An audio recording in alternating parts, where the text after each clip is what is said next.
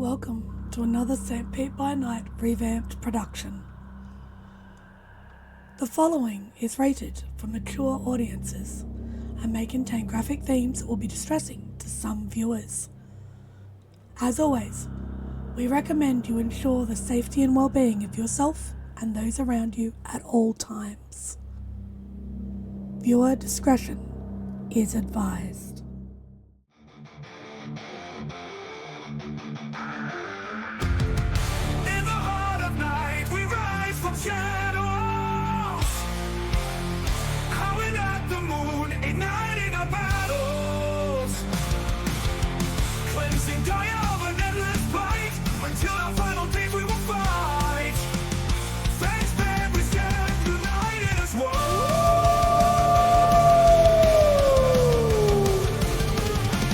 Evil spirits lurking with horror and dread. Little light leads us where the brave dare tread. Glory and honor, wisdom in our hand. Together we rise, take our final stand.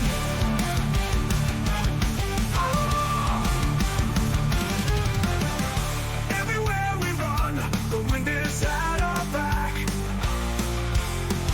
All the worm's forces we will track.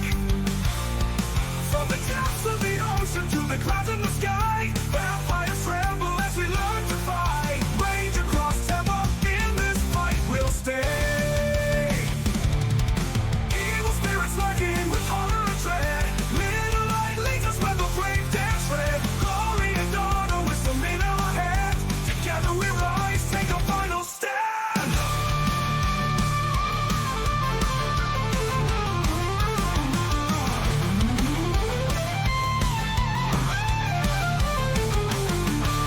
Rage across Tampa, in this fight we'll stay.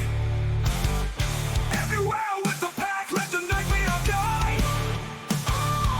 In battles of honor, we shall never hide. We'll never hide.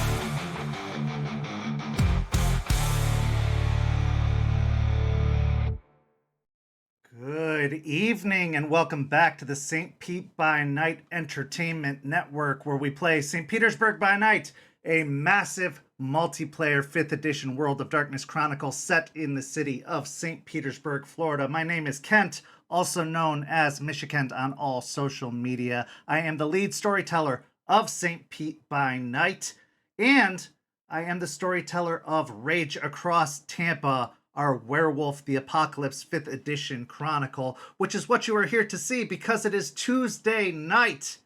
And that is the night we celebrate our pack of Guru, which are attempting to retake the city of Tampa from the Tampa Kindred, the Camarilla who have controlled this region of Florida for nigh on a century and have driven out the Guru over a decade ago. But this young upstart pack have been attempting to retake the area to help save Gaia from the threat of the worm. But there have been quite a few obstacles in the way and quite a few challenges that they have had to face. Challenges that they've had a few victories, but they've also had a few setbacks. Some setbacks that have been caused by the Kindred and forces beyond their control, but some setbacks that they have caused themselves, and some setbacks that they have brought upon themselves. However, in some of those victories, they have made steps forward. They have grown as a pack and as individuals, and they have had to overcome challenges that have caused them to grow as Guru and as people. But they've also found themselves facing challenges that have caused them to take steps back. Jester, for example, faces challenges of her past, present, and future that have taken her back emotionally to a place of depression, possibly even Hirano, that have put her in a state where she may not be of a great deal of use to the pack and may have to overcome some obstacles herself, for she was in a state of catatonic uselessness to a certain degree, that the spirit of Ryder had to take control of her body for almost a week in order to prevent Baines from possessing her and taking control of her, which could have been very, very disastrous for the pack as a whole had that happened.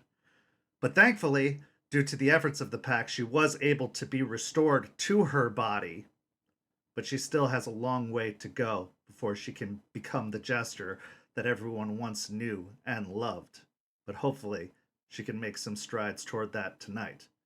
But the battle rages on, and the pack must make efforts to continue forward in their struggle to overcome the Tampa Camarilla. And yet, there's still the spirit of Rat, who was sent out to spy upon Bloody Mary, to gather intel about the Tampa Camarilla, and is on their way to report back with their findings. But when they returned to where they thought the cairn of the Guru was to be found, they found a desolate spiritual wasteland instead, because the cairn had been sacrificed by the Guru to the spirit of storm to appease it. So will the spirit of Rat be able to find the Guru? Well, it is a particularly resourceful spirit. I'm sure it will be just fine. Also, Aspen has been given a particular challenge by Charles, the representative of her mentor, Matthias Morningkill of the Silver Fangs, who has said that she needs to prove that she is a worthy leader, that all of her decisions have been worth it, that following her is worth it. Because if not, he will have to stand with the nation against her for her actions and her decisions, against the pack for their decisions, which have, in many eyes, been an insult to the nation in breaking the litany, in breaking their oaths, in the sacrifice of the cairn. All this and more is to be determined in the coming weeks. But of course, I couldn't tell this story alone, because it is a very, very intense and emotional story. I would need some pretty incredible players to tell this story. So let's introduce those players now. Players, say hello and introduce yourselves, if you please. Hey everybody, my name's Preston. I play Aiden Goodspeed, the Arun of the Galestalkers. Hi, everybody. I'm Champ Champagne, the Good Witch of the South, because I'm popular. But I will be playing Aspen Weiss, Philodox of the Silver Fangs. Hi everybody, I'm Nori, and I'll be playing Malicious Jester, the Galliard of the Black Furies. Hi, everybody. I'm Walks, and I will be playing Lucas Shaw, the Ragabash of the Shadow Lords.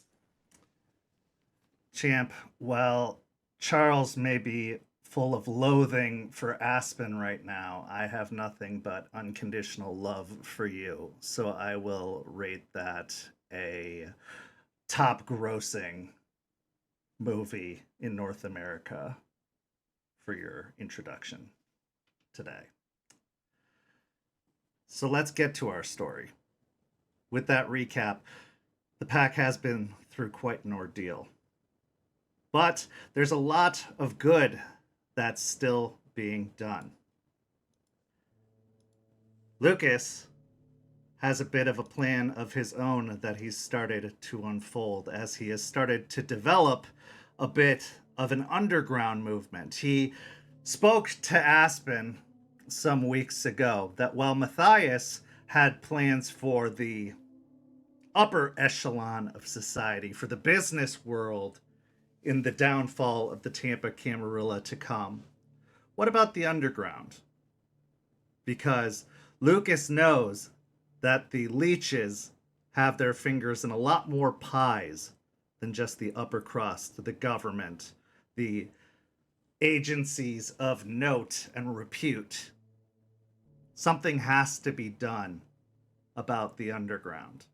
And if Aspen is going to retain any kind of control over the area, someone has to have some kind of control about the darker side of the area. And Lucas, with a plan to try and assert some of that control, means to try and learn more about the underground. But to do so, he's going to need some contacts. And being not from the area, he's going to need to learn more about that. So tonight, in our first story of the evening, Lucas seeks to make good on a deal that he had proposed some months ago. Now, Lucas, you had proposed an arrangement with the Thin Blood Spud where you were going to procure some fertilizer in exchange for some information. Now, knowing of the needs of the botanical gardens where your friend Louisa works, this could be a 2 birds, 1 stone situation. But you also had an idea where you could potentially learn a little bit more and maybe rub shoulders a little further with the Thin Blood as well. What's your plan this evening? So, by himself, Lucas assumes that he's capable of doing just about anything because that's who Lucas is. But he wants to see exactly what these not quite leeches are capable of. So we're going to try to drag Spud along with us to do this heist. So as you arrive outside of the dingy, run-down motel on the outskirts of Tampa, what time of day would you be arriving? When would you come to propose this endeavor to Spud? Probably right about sunset. Would you give him any advance notice that you were coming, or would you just show up? I think he'd give him the courtesy of an advance notice. I want to make sure he's there. Would you let him know what your intentions are before showing up, or would you just say you were dropping by for a visit? Oh no, I'm just dropping by for a visit. Okay. So as you arrive at the dingy motel outside of Tampa, just before dusk, the parking lot has a few run-down vehicles outside. You come to the motel door, giving a rap, and the curtains part, where you see a raccoon, a rather overweight raccoon, peer their head just beyond the curtain. They stare at you for a few moments before ducking back behind the curtain. And a moment later, you hear the heavy plywood or the 2x4 moved from the door after several locks get turned and a chain get removed from the door. And then a moment later, the door is opened and you see the face of Spud, the Thin Blood. Long red wizard's cap draped off to the side. Lucas! Spud. Come on in! Swings open the door and immediately your nose is assaulted by the fumes of heavy chemicals, odors of burnt, toxic fumes. It is unpleasant to say the least, but familiar from your previous visits. The raccoon has crawled itself up onto Spud's shoulder, but it looks like it weighs heavily upon the Thin Blood's shoulder because the Thin Blood is very thin and gangly in his appearance, and the raccoon is very heavy and thick, heavier than a regular raccoon would appear to be. So he kind of leans as the raccoon is perched on his shoulder, almost draped across his shoulders. So what can I do for you? You got my fertilizer? Two things real quick. First off, you should switch him to diet. Just a suggestion. I'm not judging. I just think that maybe some health concerns there. He seems nice, you know. Anyway, number 2 is they make really good filters that you could like use on the ventilation here. Somebody's Oh, gonna smell that. I just don't even think about it. When you don't have to breathe, you don't consider these things really. But I also find it has a great opposing effect to keep people from coming knocking and asking questions. So it's a good repellent as well. But I'll take your word for it. Didn't know you were a veterinarian. Y- when one tends to care. Oh, right. Yeah, that makes sense, I suppose. Yeah. Well, good advice. I'll consider it. Although this one, he kind of takes what he wants. He doesn't really take advice. But what can I do for you? So yeah, you mentioned the fertilizer. I have a good lead on a place, a small little mom and pop growery that mostly doesn't leave their stuff protected. And this is going to be the really high end organic stuff too. So if that's what you were looking for, I thought maybe as a goodwill gesture between the two of us and future endeavors, you might want to tag along. You thought that I would want to go with you on the thing you're supposed to be doing for me for the information that I'm supposed to be giving you. Yes. So, me doing more for you for the thing you're supposed to be doing for me, for the thing I'm doing for you. I understand where you're coming from. Let's also put something else on the table. Maybe a bit of a talk while we drive there, a little information exchange, maybe a possible future business endeavor. You have more information for me? I think,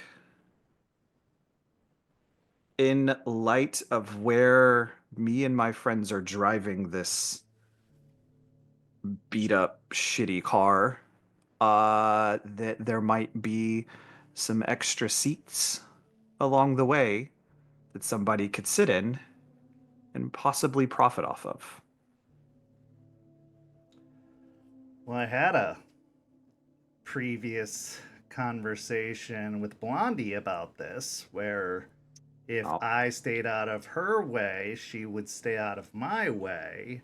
And we kind of had already an agreement that that would be hunky dory after all was said and done. So if we're talking about extra seats on the bus, are you talking about more of an incentive beyond that, or are you talking about the same arrangement? Because if I've already made that arrangement, you're not really incentivizing me here. fair. Those are exceptionally fair statements and questions. Let's just say I had a conversation with my boss, Blondie, and I've been given carte blanche to operate in lesser respectable realms. Namely, I have concerns about what happens in the city once we do what we do and holes begin popping up in certain less than reputable organizations. Power loves a vacuum, and I think you and me both understand what that means. Well, I'm from Jacksonville. Lesser respectable realms is my birthplace. So, okay, I get I'm picking up what you're laying down. I gotta tell you, you're potentially treading into some pretty dangerous territory. I mean, you were already walking through a minefield by talking about taking on the tower of sorts, but there are those that area you're looking into extends further than just beyond the city here. There are those who have interests that don't care if the local politicians fall. They don't care about any of that. They care more about the area at large. See, kings and queens come and go. Those with business interests, the merchants, if you will, their business wouldn't be interrupted by all that. But if you start messing with their business, you're going to get a lot more attention on a bigger scale. So if you're looking about getting involved with that, you might be in for a much bigger fight than you're expecting. You know how there's different kinds of you guys? Yeah. Yeah, I know there's way more about that. yeah. There's different kinds of us guys too. And we operate in a lot of different ways. I imagine probably like you guys operate too, and you have specialties and areas of influence. And I mean, I'm from Chicago. I've dealt with your kind for a long time. Maybe not like your kind. No offense. You understand what I'm saying? Still trying to get a handle on what you Assuming say. you don't have like half you guys. No, it's pretty much an all or nothing thing with us. But that's what I've said. No offense. That's all right. But the type that I am, we don't like to be kings and queens. We actually try to actively avoid being kings and queens. We like to be the ones moving the pieces, making sure the kings and queens are safe and that the rest of the pieces do their job. I think what I want to do is not be the one in charge. I want to put somebody up that I have control over.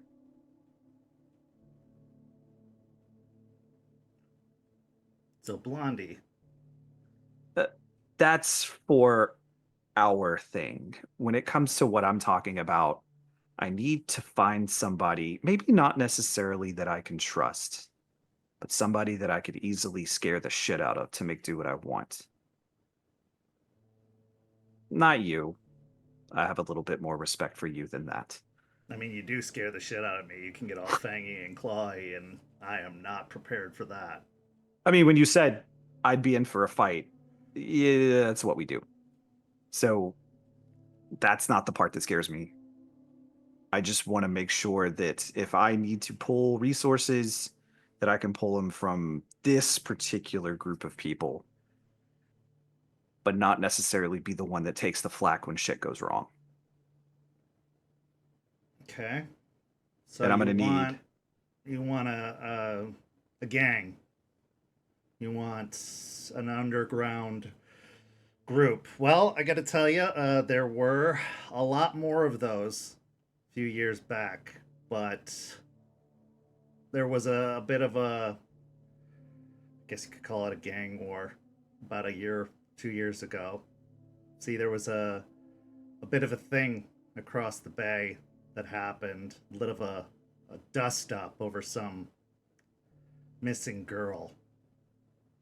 Some Italians, mafia types from New York came down, had a bit of a beef about some mafia princess that went missing. Apparently she had, well, you know how they do. Spring break girl winds up in a body bag type deal. Something like that, I'm guessing. Well, the mafia types didn't take to it too well, and they sent down some people, and, well, the local gang types, you can guess which kind, Ariba Andale, they didn't like that very much either. And, so two, well, let's say Godzilla and Mothra almost came to blows.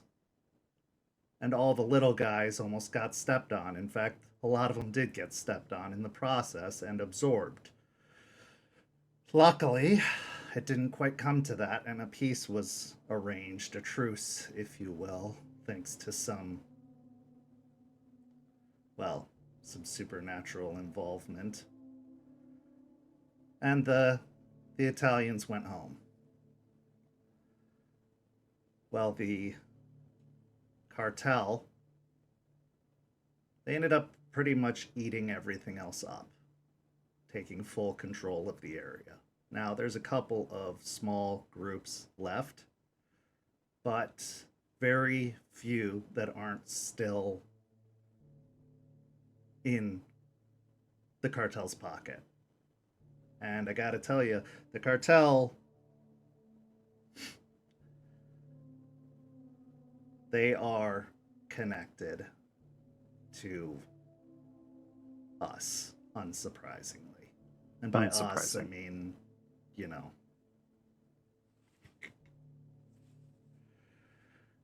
And I mean really well connected. And that connection goes pretty deep. You stir that, you're going to be shaking a tree that goes very, very far. So there's not a lot that happens around here that they don't hear about. Now, you could possibly get together a group. There are a few that maybe run small, run silent. Some that haven't quite gotten noticed by the cartel yet. But they will, if they get big enough, if they get loud enough.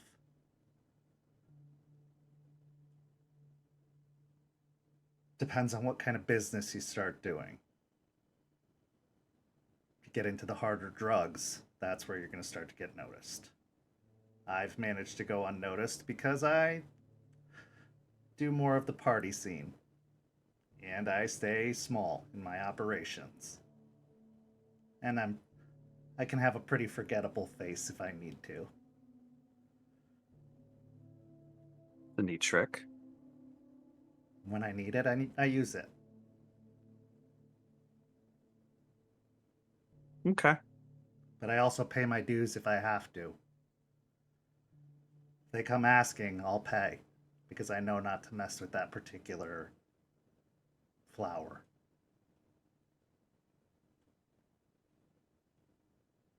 He's very thorny. Fascinated to meet this individual. Okay, No, so you're not. maybe.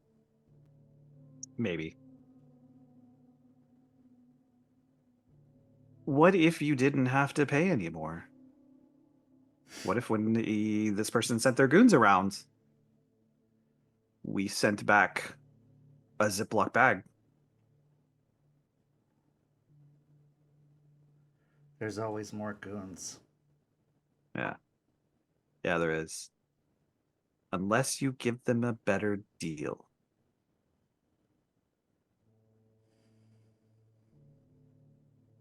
Well, he is a businessman. I don't want to live in a mansion on the coast and drive a Bugatti or any of that shit. I don't want that stuff. I want a little bit to put away to give to me and my friends when we need it. This isn't for me. I don't want that life. But I want to have control over that so that when I need it, I have it. Well, clearly you're not above or below working with the other side. No, unlike the rest of my friends. Are they going to be okay with you doing that? And for how long? Carte blanche.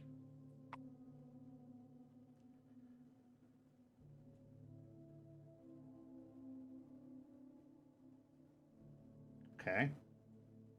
Well, I know that the local big boss of the cartel has no particular love for the politics of Tampa. Let's put it that way. He's more of a free thinker, a little less restrictive. He's not going to care what happens to the tower types. But he will care how his business is impacted eventually. So, you won't hear from him until the fallout. When that starts to come, that's when he'll come knocking. Now, if you want to get out ahead of that, I could possibly get you a meeting with him before that. But I would tell you he's a man with an ego. And if you play to that, you'll go a lot further than if you come with threats and if you come with claws and fangs. Because he is not easily scared. That's fair. I mean, I'm not claws and fangs first, like some of my kind anyway, so.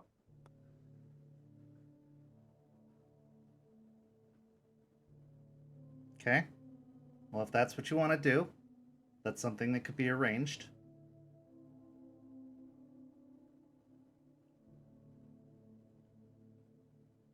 But yeah, I think you've got some time.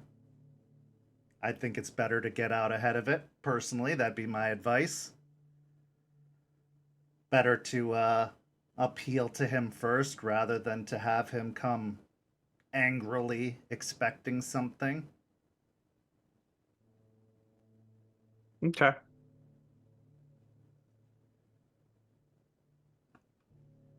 Yeah, I'll run that one up the chain, and I'm pretty sure we'll arrange something.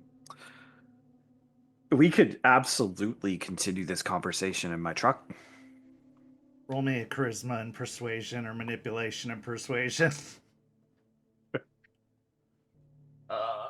I will give you an extra bonus die, though, because you've already gotten him talking more than he probably should be. Right. 2 successes on the rage dice. That's it. Okay.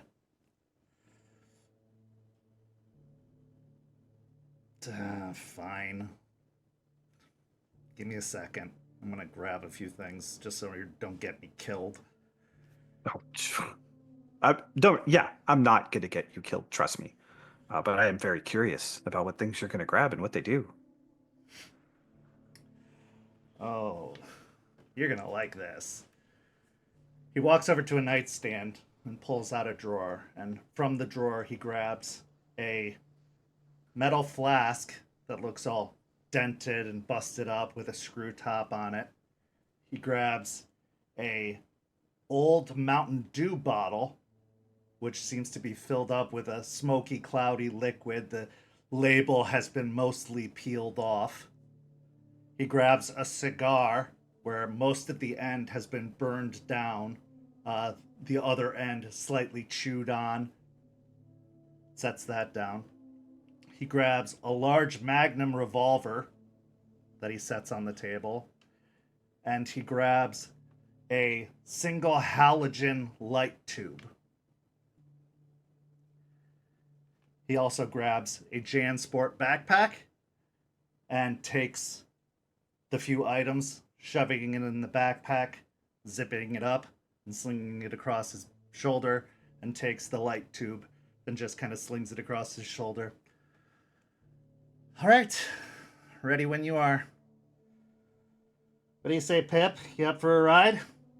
The raccoon looks at him, looks at you, shakes its head, and then leaps off his shoulder and runs over and under one of the beds. Although, as it gets to the bed, it thunks against the bed and takes a few minutes to wriggle and squeeze underneath the bed, its body almost flattening out slightly to try and squirm underneath the bed. Its tail butt and 2 legs still sticking out from behind as it's not fully able to get underneath the low motel bed. Guess it's just the 2 of us on this one. Well, let's go. All right, MacGyver, let's get out of here. The 2 of you make your way out to your pickup truck. He climbs in the passenger seat. And as he does so, he takes the cigar and sticks it in his mouth and just chews on it idly. And you can hear the flicking of a Zippo in one hand as you get in and start to drive.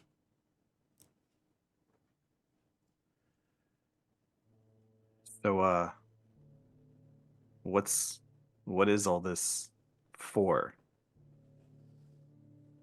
Precautions. Just how you do your little things. Some of them could be helpful to me, could be helpful to you, could be helpful to us. Depends on if we run into any trouble or not.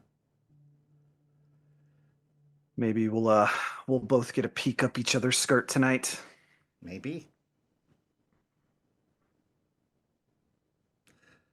Now, you had already made some preparations in advance of this particular operation. You'd scouted out a few places. You looked at a few of the big box stores. They had a decent supply, but it wasn't the quality you were looking for. So you checked out some more of the local places. You looked at some of the places where compost could be made, some of the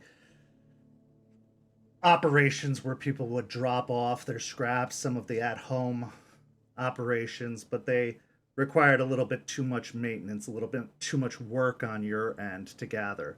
But you did eventually find one of these smaller local operations, a local nursery.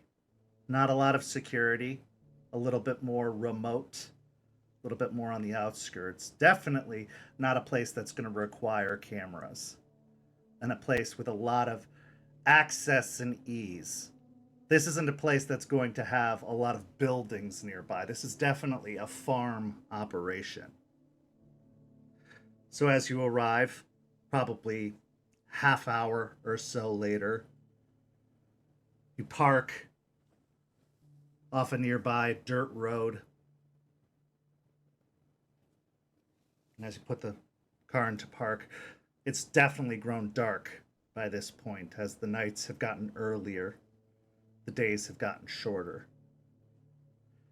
Killing the engine and the headlights, you're submerged into utter darkness. And at this point, Spud reaches into the backpack, and you see him pull out the Mountain Dew bottle, and he shakes it up, unscrews the cap, and takes a drink. And as he takes a drink of the fluid, he swishes it around a little bit in his mouth and gulps and blinks a few times. And after blinking, you see a glow permeate from behind his glasses, his sunglasses. And his glasses, which are red in pigmentation, seem to glow a dull red from behind the glasses. But the glasses seem to mute the glowing. After that, he opens the door and hops out of the truck. I'll open the door, and as I'm stepping out, I'll activate Eyes of the Owl and get that yellow predator sheen in the eyes, and I'll turn back and look to him and smile. Say, we both got our tricks tonight. I guess so. Just as obvious for both of us, too. That's why I wear the sunglasses. You might consider something similar. That's not a terrible idea. I hadn't thought of that. Good tip. It's kind of a dead giveaway when you're around the normies. Yeah, well, hopefully we won't run into that. I don't think they have any cameras here, which is good because I won't have you have to chew on a spider egg sack tonight. Ugh. It's a thing. We'll talk about that later. All right, let's head in there. And then, really, that's gross for you? Really? Yeah. That's what you guys do? Well, I mean, I have to it's about making deals. It's a thing with spider spirits. Is everything all weird and nature garbage stuff for you? Like, Well, do I you mean, eat cow poop and stuff what- to appease the cow spirit of manure? I don't know. I'm not a spirit guy. I don't know if there is a cow spirit, but there probably is something. It's fine. It's fine. We'll go. It was an owl spirit that I had to talk to get this. Oh, great bull spirit, help me lie better and give me your dookie. Is that a I thing? mean, it's a gross oversimplification, but it's something like that. Yes. People call me weird. All right, let's do this. Yep. So, you head out into a nearby pasture. How do you want to approach? Do you want to continue in through the field or do you want to go along the road? We'll continue across the field. Okay. I feel like if anybody's paying attention, it'll be on the road. Make a dexterity and stealth check.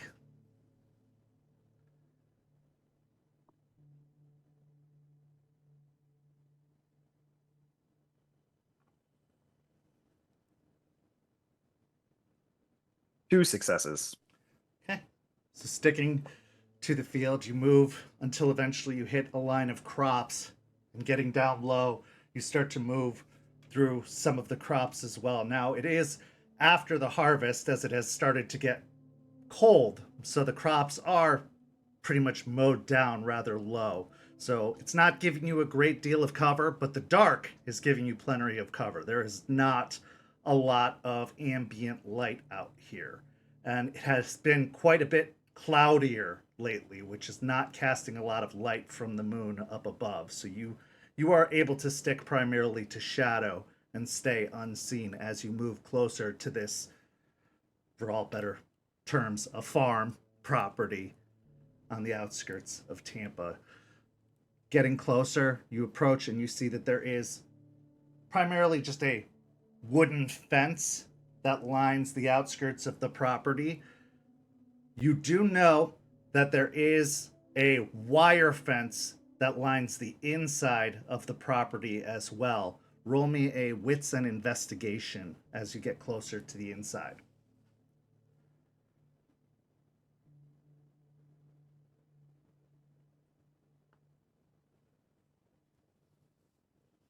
Three successes.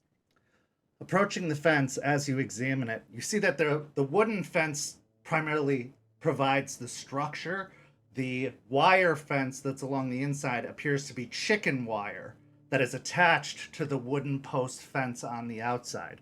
But the extra detail you notice is that there seems to be another additional wire that is looped through the chicken wire. And it appears to be electrified. It would have gone by probably unnoticed otherwise if you hadn't been paying attention. How tall is the fence? It looks to be about 4 feet tall. Now, this is Alright. probably to keep critters primarily from coming close. Maybe dogs, coyotes, anything like that. But it would provide an uncomfortable shock to anybody who touched it. A deterrent, at least. I'll point it out to Spud. You think you can slip through that, or you want me to give you the old toss? He walks up.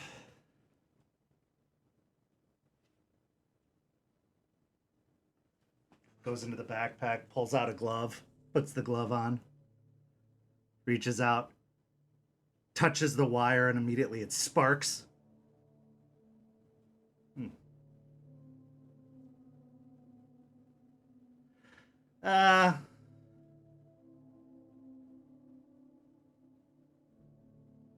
Why don't you go over? I'm gonna follow this around.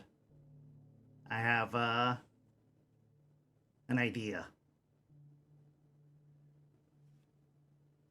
Okay. All right. I will use Hair's Leap. So I need a Okay. rage check.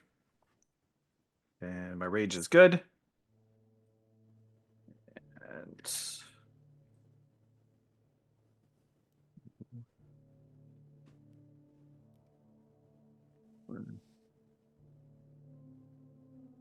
so 2 successes, so that's a 6-meter vertical jump. Okay, easily enough. You hop over from one side to the other. Now you're inside the pen itself. You can see that there is a barn on the far side of the pen. This appears to be a feed lot where they let animals move about freely with inside the pen. This is also a place where they probably gather a great deal of manure and excrement to make some of the fertilizer that they provide.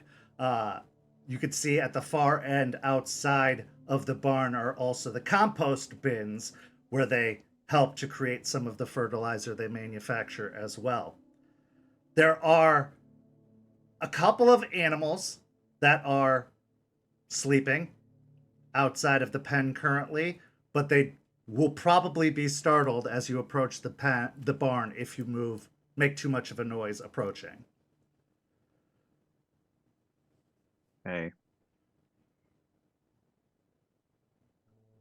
All right, I'm gonna shift. No, I'm gonna hold on that. I'll start making my way in, trying to stay quiet, looking for the actual like barrels or sacks that they use to store the fertilizer.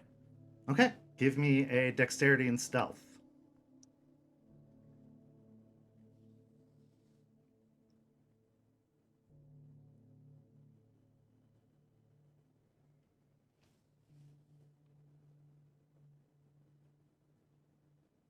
Five successes. 5 successes. Moving so quietly, you make your way towards the barn, slipping through the sleeping animals, gently tiptoeing your way around them. They do not stir at all as you are completely silent, making your way through.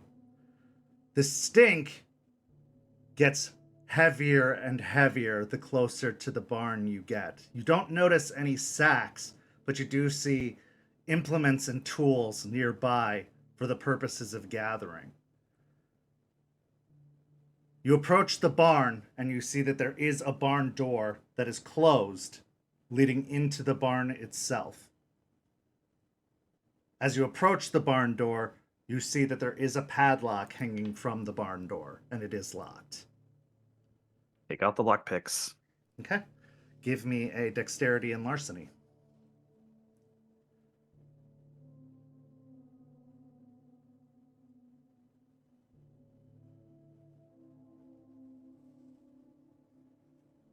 Four successes. With quick and nimble fingers, manipulating the lockpicks, eventually you hear the click as the lock disengages. Sliding it gingerly aside, you slowly and quietly, using your stealth check, open the barn door. Inside the barn is primarily a storage room. Now, it does look like there is space and stalls for the animals as well, that they could bring them through, and maybe some animals could be stored within if it gets cold enough. The nights have been getting colder, but they haven't gotten so cold to put them away just yet. But as you make your way in, you do see that there is a nice large pile of fertilizer bags off to one side. But they are wrapped up on a pallet, looking like they could be loaded up onto a truck. Now, you do know that there is a actual store, like an actual storefront room beyond this stock room, but it shares space with what you're guessing is the house, kind of like attached, like almost like a room in between the house and the barn, like a walk-through breezeway room.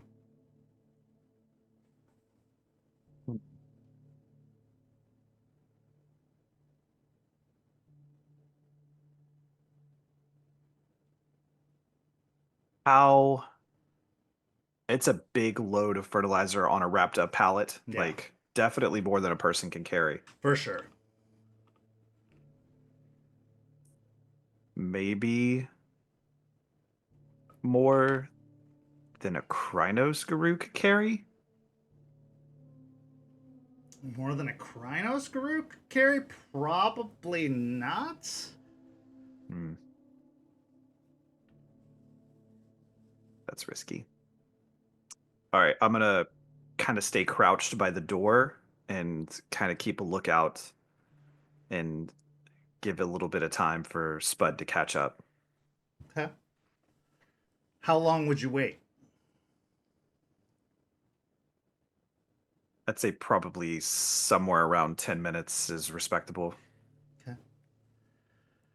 As you stay crouched by the door, give me a wits and awareness check.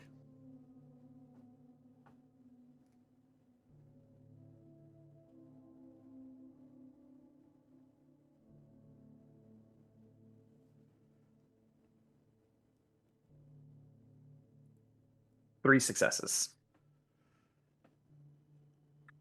You hear some movement coming from the storefront area as somebody opens the door from the house area, moving into the storefront, heading towards the storeroom area.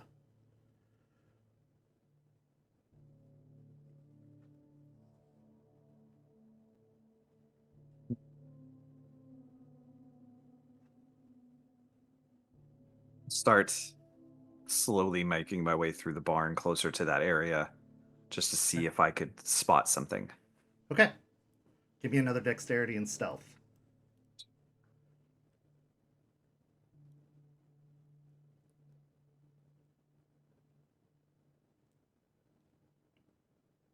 Five successes. Okay. Moving behind several of these pallets, most of them containing feed of various varieties, you duck down low behind the pallets in time to see the doors to the store itself open up, and a man, easily in his mid to late 50s, hair thinning atop his head, wrinkles splayed across his face, very, very weathered skin, overalls, buttoned up shirt, long sleeves, heavy, thick iron-toed boots, make his way out into the storeroom, turn on some lights overhead where big work lights come on, and he moves over to a heavy wooden counter by a big roll-up door and start kind of going over some paperwork by the desk.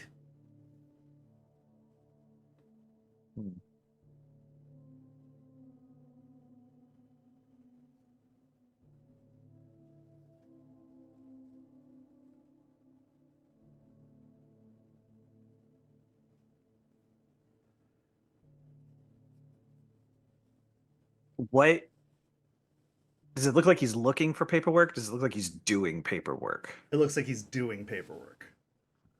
It's gonna take forever. And he's in this. He's in the storefront, or he's in the same building as I am? He's with in the barn? same building you are. He's in the like kind of the storeroom delivery area. Time for patience. I'll step back against the wall and turn on blissful ignorance. Okay. And go ahead and describe what that does. So blissful ignorance allows me to stand perfectly still, expenditure of a willpower, stand perfectly still, and I become a difficulty 5, which is my wisdom +2, to spot as I blend in with everything around me. Okay.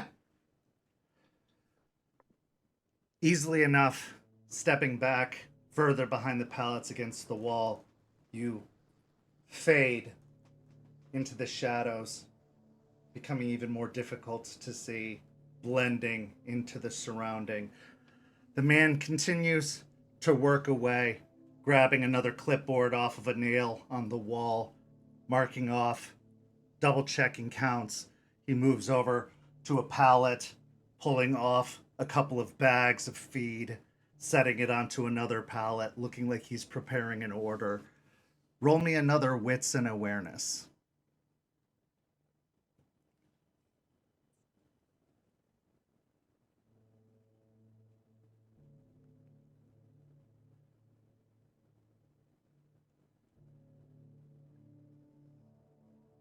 Four successes. 20 or 30 minutes go by of this man seeming to prepare an order.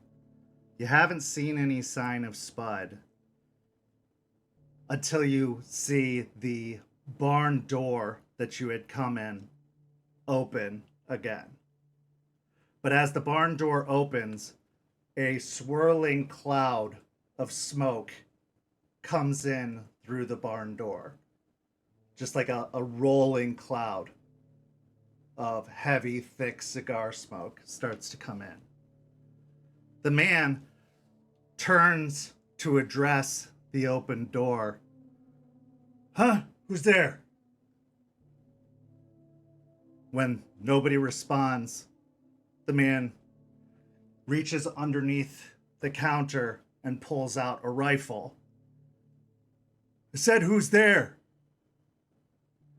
He starts to move towards the cloud of smoke. And after a moment, a pole comes out of the cloud of smoke and strikes him in the chest.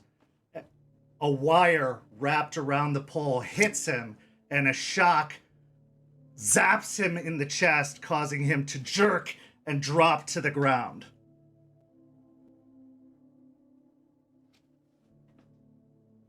From this cloud of smoke, you hear Spud's voice go, "Time's money, pal. Let's get the shit and go." I'll step out of the shadows and look down at the guy and look at the smoke. It's a good trick, MacGyver. All right, let's get it. I knew the fence there was a- useful. Yeah, that's... I got somebody that you should meet. He loves doing weird things with electricity. At least I think he does. He might. Anyway, yeah. Is there a wheelbarrow anywhere nearby? Oh yeah, easily enough to find. Yeah, you can find a wheelbarrow or one of those like dollies. Like, it's very easy to find pretty much anything you need in the barn for transporting. All right, I'm gonna shift into Galabro,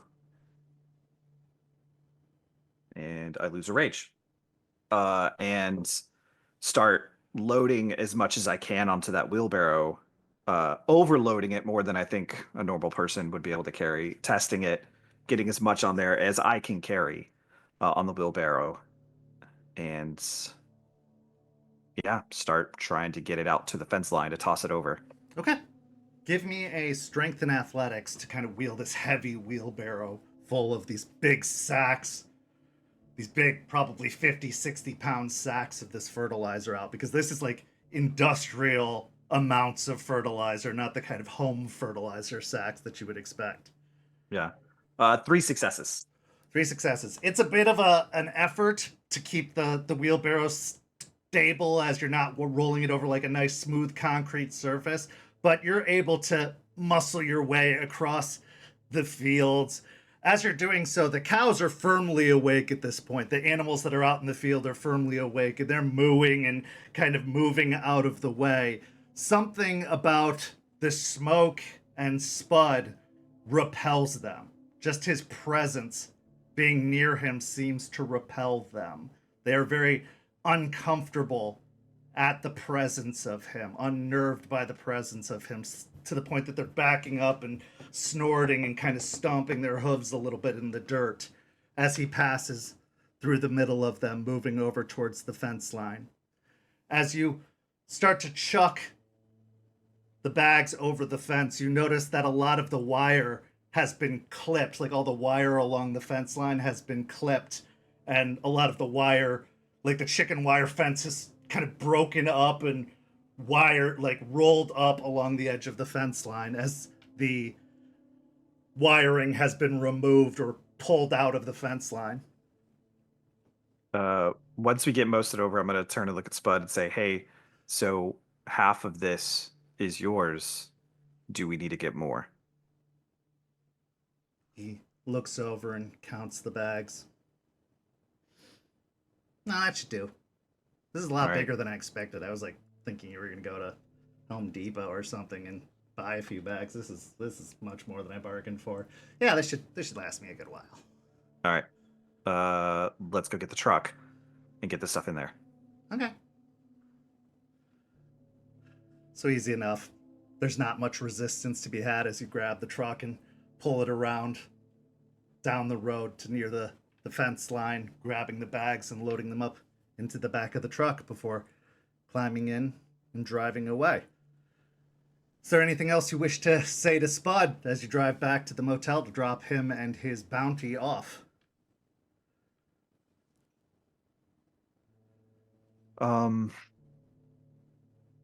Yeah. Spud, listen. I'm not trying to make any kind of weird play on what you have going on. I just want to make that perfectly clear. What do you mean? We as what we are, we're probably not what you think we are. Werewolves. Okay, so maybe that was a terrible statement. Um, we're not here for the reasons you think we're here. Kill Yeah. vampires. Oh, that is a very actually that's a very small thing as opposed to the whole thing that we have going on. Like, look, that the world is shit. You know the world is shit. I know the world is shit, and we're kind of like trying to make it better. That's our whole job. Did you see the election? Yeah. Well, Good fucking luck, pal. we should sit down and have a beer and have a long conversation about other things that go bump in the night some night. We'll do that at some point. But what I'm trying to say is like, look, I'm not in this for selfish reasons. So, and I don't want what you have. I want you to understand that if I could get this thing going, the shit that gets dealt on the streets in this city changes to an all natural thing. The trafficking, it goes the fuck away. The senseless murders, it goes the fuck away. I'm not trying to be this fearful, ridiculous overlord. I want to make the people's lives better. And if I have to break a few fucking eggs, just know you're not going to be one of those eggs.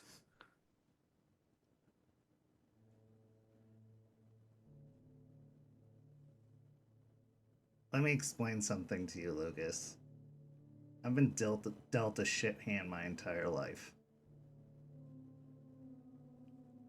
I was a drug dealer before I became this. Not because I wanted to be. Not because I thought it would be fun. Not because I thought it was a glamorous career choice. Because it was a means to an end, a way to survive. I don't feel good about what I do. But I also know that for some people, it's the only joy they get. It's their escape. It's the only thing that keeps them warm at night. It's really easy to look down on drug addicts. It's really easy to look down on the disenfranchised. To say, oh, if they had ambition, or if they cleaned themselves up, life would be so much better. But I know plenty of people who have ambition and who are clean, who are as miserable as even the most run-down individuals, maybe even more so, because they can't pay their mortgage, because they have to work 3 jobs. So who am I to judge somebody if I can give them a little bit of comfort, a little bit of escape. I would rather give them that than judge them or see them be judged. I don't judge anybody for doing what they have to do to make this shit world a little bit brighter. I admire what you want to do. And while sometimes I think that it's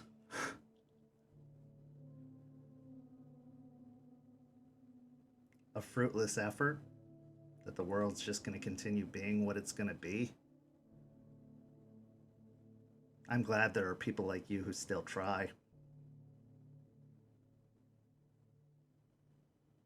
Because once there stop being people like you, well, I guess it really is over.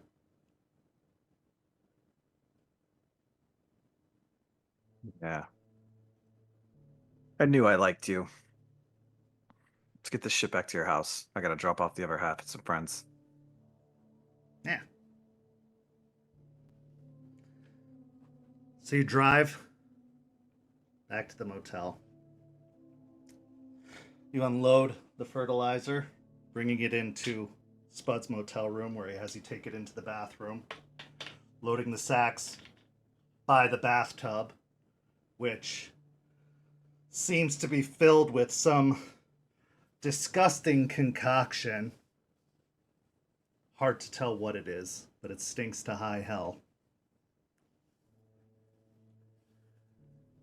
He leads you out to the front door. You see Pippin has somehow wormed his way out from under the bed and is now up on top of one of the beds under the blankets in a big lump. Well, Lucas, this was fun. Let me know if you need anything else, and good luck with your crusade. Stay in touch, Spud. Stay in touch. You too. I'll head out. With that, he closes the door, secures the locks, and you can hear the heavy 2x4 slide into place once more as you climb back into the truck. What's going through your head as you drive away from the motel, having had this encounter with the thin blood once again? Lucas is calculating the threat that could be Spud if Spud decided to pursue his own interests, but he's also exceptionally interested in what he had to say about the big player in the area. If the cartel is as deeply entrenched as Spud is saying, this might not be the walk in the park that Lucas thought it was going to be. So it's a bit of a reality check for him.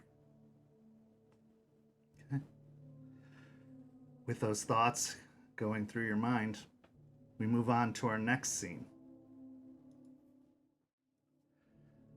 Two friends having a much needed check-in. Aspen, after your interaction with Charles, bit of a confrontation, some Silver Fang business that needed doing.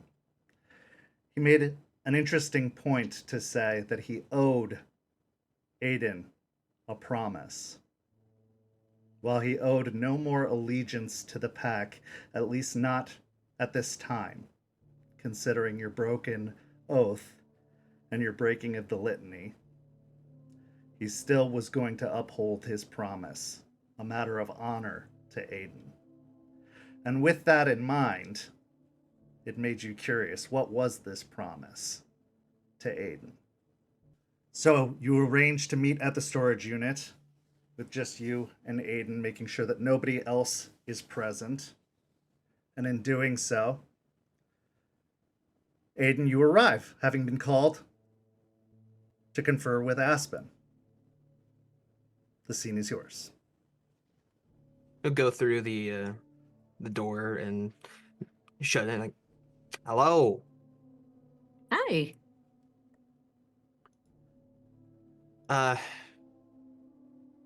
When am I gonna get out of this thing?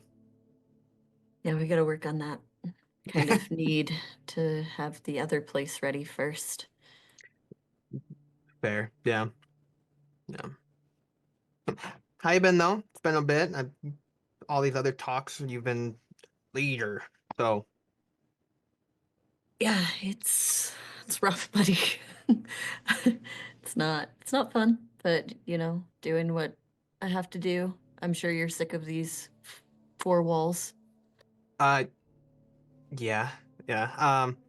The day going out to find the new place, that was the most fun I've had in a while. So the sooner we can get that done and we can be out there, the better. Well, maybe we start doing that soon. Maybe we start moving stuff out that way, and we can deal with the logistics later. But at least having something set up there might be a good idea. Yeah, I think it shouldn't be too hard. Like I said, there's a little river that runs through, but I'll carry all the bags you have. You got it. I expect that. Yeah. Yeah, figured as much. I got a call from Terrence. He's doing really well. Okay, that half truth. He's doing okay. The hurricane that rolled through and stuff, hit them, but not like terribly. But he was just calling to check in and stuff. Um, has anyone else reached out to you about what's happened at all? Not particularly. No, not to me. I had a conversation with Charles, but it's I'm I'm not looking forward to it, so I'm not gonna go making calls right now. Okay.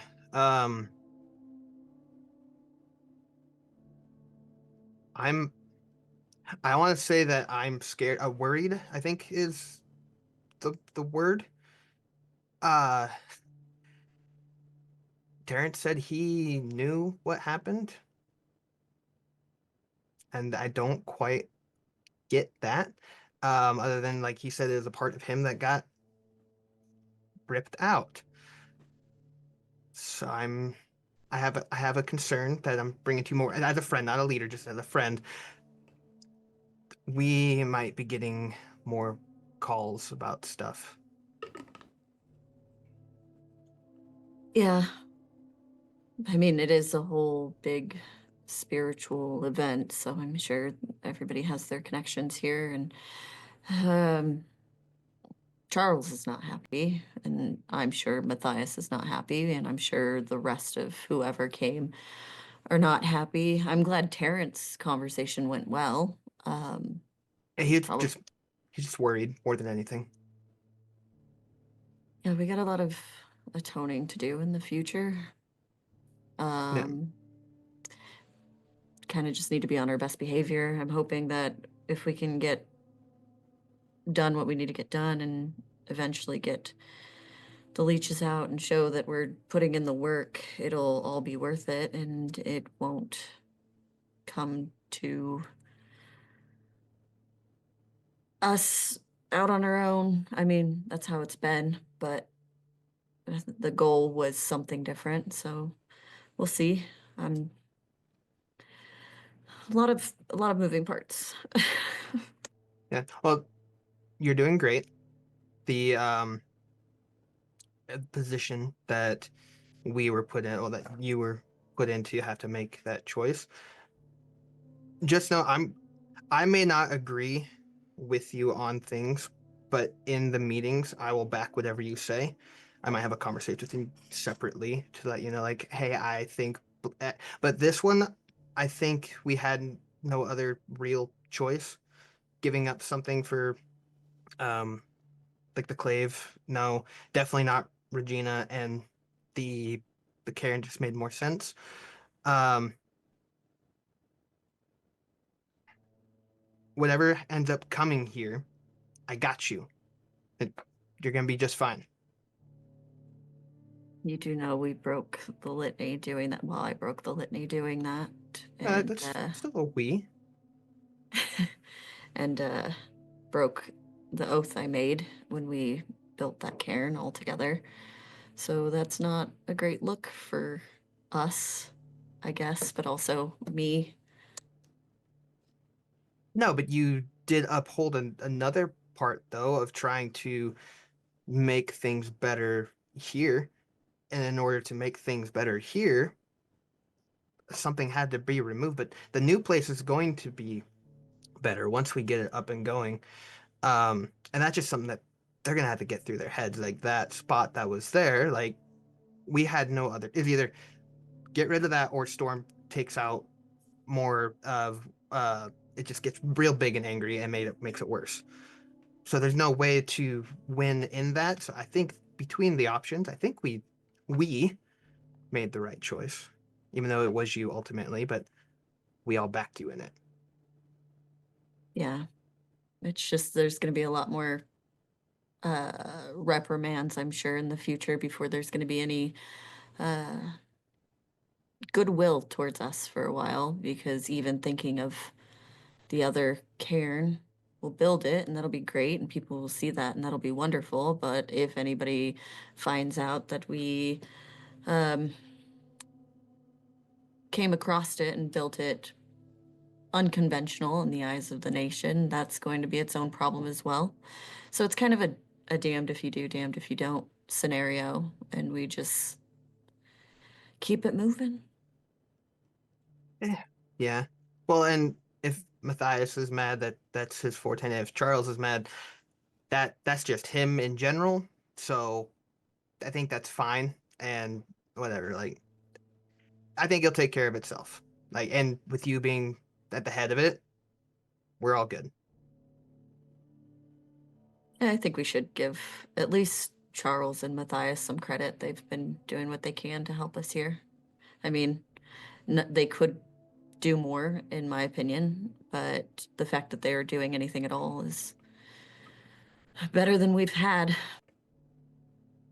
It's some nation compared to the none that was here, so that's fair. We'll see how long that lasts. Haven't had a conversation with Matthias yet, just Charles, and if that's any indication, it's gonna go real good. Just do the really annoying thing where you just talk in circles a bunch till you just wear the person down and they eventually just give you what you want. That whole thing. Yeah, but part of where I learned that from is who I'm gonna be talking to. So there's that as well. Then you're screwed then. So Yeah, he's much better at it than I am. it's fair. Well, we can always go up there and pay him a little visit. If I don't know if a face to face would help, but that's one thing you said. Like sometimes the phone calls isn't as personable, and sometimes a face to face conversation goes off better than the phone one.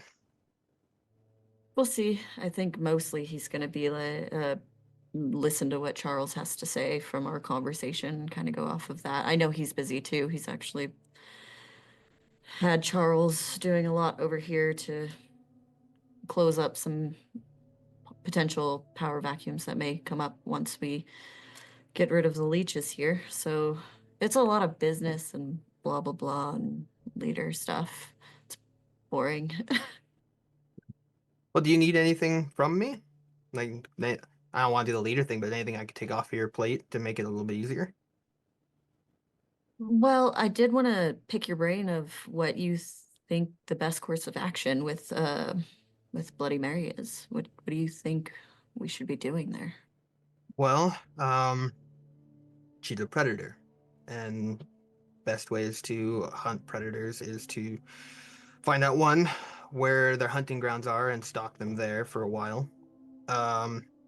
And then where the hunting grounds are, find out what their favorite form of food is, and then take that away. And then they'll have to migrate because trying to hunt a predator in its own area, it's not smart. So you have it go somewhere else.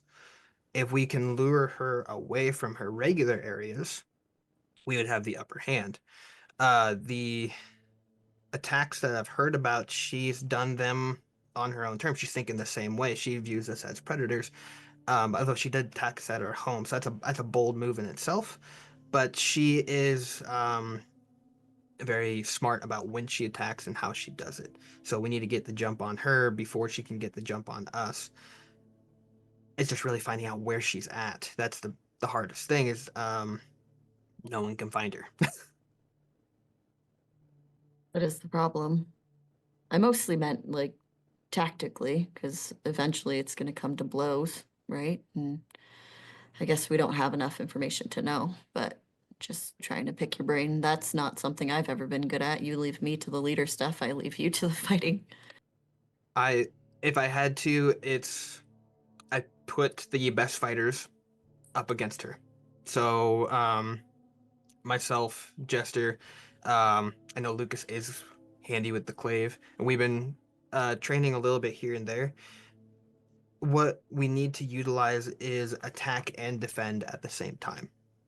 That if possible, if I could probably wail on her a bit, but she's going to hit back. That's that's the thing. So if the others, like one of them can defend some blows and the rest of us are attacking, that should be best. Now if she has other people with her, that's where you and Artie could come in. If you guys could take care of the ones outside so we can focus on Mary. Fair. And we should probably hopefully have Charles there. And I don't know if we should have Eliza there.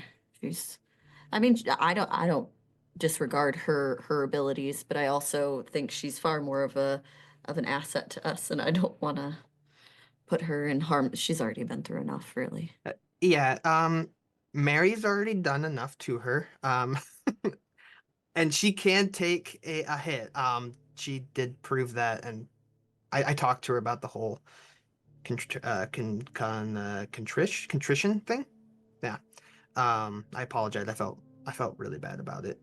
But I think her, if she wanted to be there, making sure that there aren't anything spiritual going on, like feeding into it, making our lives harder during that, if she had to be present. But if she could stay here in this lovely 4x4 nice secured area or at the cairn if we have it built, I think that'd be a better spot for her. And if Charles can be present, I know he's kind of hit and miss on things. Although all of our trainings, he's prompt on. He gets on me because I'm late, but I don't have a car. But it's whatever. Well, hopefully those driving lessons start to stick soon. Already said that I have a heavy foot, but it's his fault for showing me that Need for Speed game. I thought it could be practiced in light, and he kept saying no. But I think I can do it. It's just Regina also doesn't allow me to do that stuff. I think I can though. Be nice to Regina. She's probably been through a lot trying to get you through driving. Yeah, that's fair. That's fair. Yeah, but no, that as far as Mary goes, I think that'd be one of our best courses. I would want to talk to the rest of the pack about it. I know Lucas has good insight on that, but I also think taking another stab at them, could we hit them once and we show them that they can be hurt, but we haven't done anything since. Like the hurricanes were happening, so I get that, but right now they're still on the recovery. I think us showing a form of strength would be wise. I agree. I think that would be a good idea. Also, keeping them on their toes for sure. Yeah, if we can keep them backpedaling, that'd be even better. We don't want them to get a foothold again. Yeah, and if Charles can't be there, then maybe she can be with, or he can be with Liza and keep an eye on her, make sure, because I don't want us to be moving in and then it be a surprise hit somewhere else. Yeah.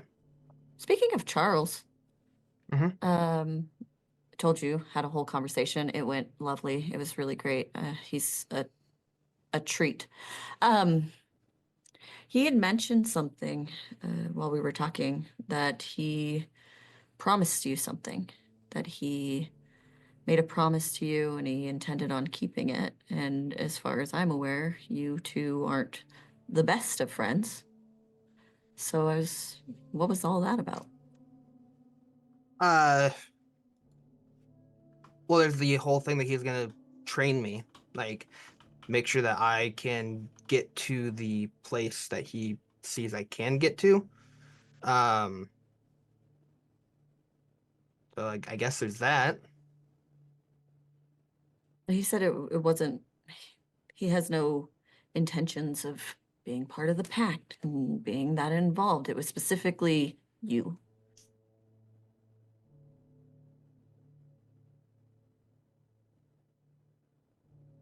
Uh, you know how silver fangs be. I do, which is why I'm asking. I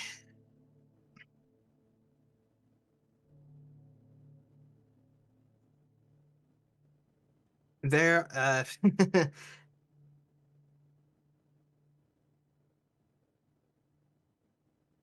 it was an overall idea that I had that if something were to come up with Mary and something happened with me, if he would stick around. Like if you A long died? term, yeah, a long, very long vacation where I don't come back. Yeah, I died. It's not And my plan. I just, you know, trying to play the chess thing. yeah, that's definitely your forte. Um, mm, you're gonna be fine. Yeah, I'm gonna try to be, but these fights keep getting harder, Aspen. Every single one. I just fought the storm, an actual storm. Um, getting to a point where having to fight a vampire that can fight in daylight has taken out likes of Ryder and all these other people that I've heard about. These were renowned guru. I'm not. So it's just a overall contingency plan if something were to happen.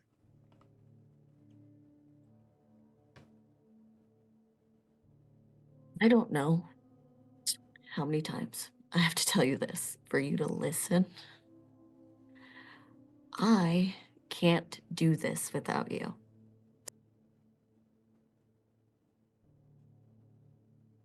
You've I don't know how many times I have to say this. You can though. You literally can. You have the pack. So you can do this. I don't want to leave. I don't want to leave you by yourself. I don't want to put you in that situation. My job is to make sure that everyone is safe, to make sure everyone gets out. That's everyone. And then I can make my way. If I can make it out, awesome. But if it means putting myself on that line or lay down on the ground there to make sure that the pack survives and the lone wolf dies, that's how it is. That's how it's always been. The piece that's been punched into my skull is be the soldier, be that one, be the one going out. You're not a soldier. You're not a soldier, Aiden. Not yet. I'm getting there though. I don't want you to be a soldier. I don't want to be the soldier, but the one that can keep the pack safe and keep the dream alive here. The reason that we were called here to get this place back under control. The arranged job, we're the ones that are on the front lines. We're the one that usually will die first.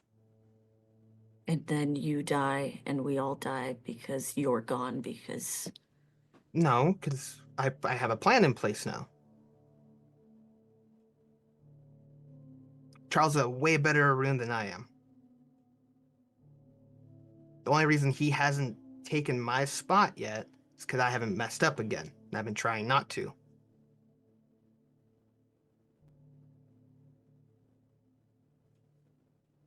I'm just gonna say it as bluntly as I can because that's the best way you understand. That's stupid. You understand you're being stupid. Okay, well then explain to me what you would prefer if we're losing, dying, retreating, and there's an opportunity for the rest of us to get out and not die. How would you like to proceed? And I will try my best to follow it. If we have to retreat, we all retreat and we stick together. That's what we've been doing. It's not you go out there and make sure we all get away. That's not how we've ever done it. We all have our roles to play, and Correct? yours is not to go die.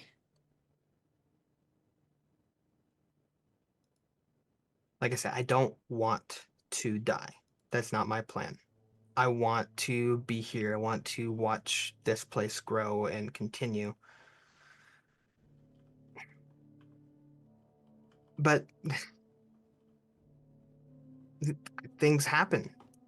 It's just I don't know really how to explain it. If there comes a situation where we all can get out, of course. But if it comes down to the rest of you getting out and someone holding the line further to make the window, I'm that guy. Well, by that means then I'm pack leader and I should make sure all of my pack get out, right? So if I die, I die. No, you can't die. You're the connection to the nation. You are the pack leader. You are the set leader. You have to get out. That you have to make it.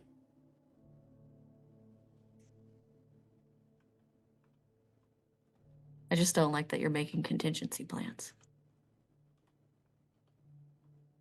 It's a just in case, the fire extinguisher things smash in case of emergency. If something were to happen, I want to make sure the pack and you are safe. Then I'm gonna make sure that that glass is bulletproof so we can't break it. I might be able to break bulletproof glass. It was kind of it doesn't matter. It just last possible scenario. That correct. Yes, that is the plan. Is I will always try and make it out. But like I said, within the pack, if we're there and I agree or disagree during those meetings, I'll let you know separately. We're separate right now. If the time comes and you do make a direct order and I see a window for you guys to get out and I stay, that will be a disobedience and will be my third mess up at that time. And so Charles will be stepping in if that were to happen.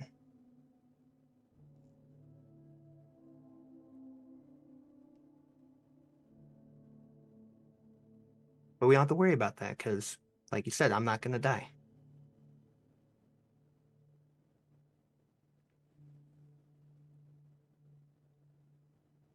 You better not. I haven't yet, so I got close once, but I slipped. It's what happened. Well, don't slip, okay? We'll make Yeah. sure you've got nice shoes. My boots work, kinda. But no, that was the promise, was that he'd just stick around if something were to happen.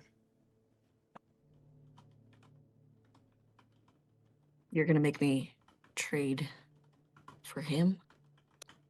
I'm trying to. I would prefer that he wasn't here at all, but he is here.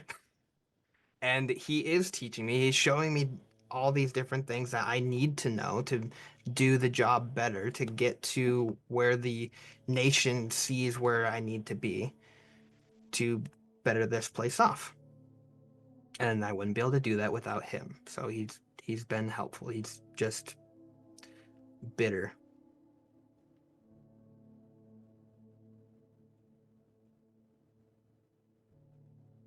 Don't like it, but fine. I knew you weren't going to like it, and I don't like keeping things from you, so I wasn't going to tell you unless you brought it up. So That's still a lie. Isn't it a lie by omission? no, because you didn't bring it up, therefore I can't talk about it. And if we're gonna like clear the air on everything, we're gonna have a very long conversation on all the weird stuff I've done. Like starting back at Boise and the weird things that happened, and then going down the line. We'll save that for maybe another time. Let's. Oh. I don't need to be angry. No, just you be fun, happy Aspen until other things happen, and then you become grumpy, angry Aspen. Yeah, I have too many other things to be angry about. Let's Yeah, let's you keep don't it need to for be that. angry with me again. It's fine. The one time was good. I think so.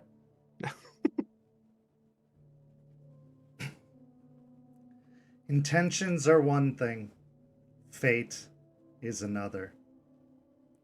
As two friends spend the rest of the afternoon reconnecting, enjoying each other's company, while Aiden may not plan to be sacrificed in the fight against Bloody Mary, in the back of his mind, he knows the words of the spirit of the White Wolf. Either you or her will fall in the final fight. The choice is up to you. We'll be right back in just a few minutes with the second act of tonight's story. See you in a few minutes.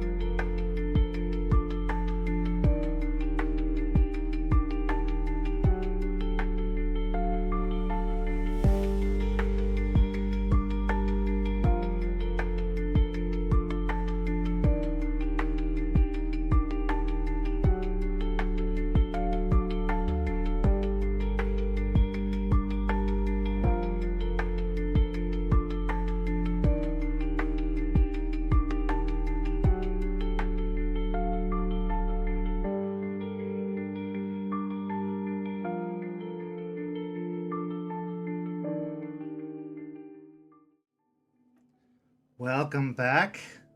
In the first half, we saw Lucas and Spud pull a great fertilizer heist, and we saw Aiden and Aspen have a very much needed conversation about a promise that Charles made to Aiden. Now we find Jester. Jester, having been returned to her body of sorts after having spent a few days rather catatonic after the execution of her ex-boyfriend and former touchstone, Leon, after having found out that he was a ghoul to the Tampa Camarilla for quite some time. Jester, what has life been like after having been returned to awareness of a sort? What have the last few days been like for you?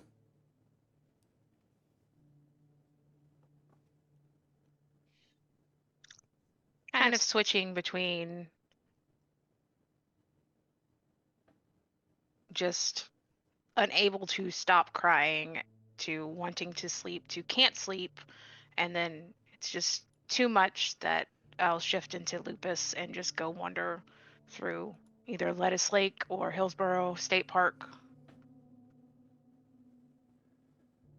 While Chloe and Eliza have attempted to see to you, they also acknowledge when you need your space, even if they'll just sit with you for a time in silence or just leave you alone when need be, knowing not to push you further than is necessary, hoping not to send you back inward. On one particular afternoon, on one of those walks through the forest in lupus form, heading through the trees, the dapper sunlight coming through the leaves and the shadow. Roll a wits and awareness check. Now, because of your condition, I'd like you to take a die off of your pool, since you have not really been paying too much close attention to your surroundings, distracted in your own thoughts.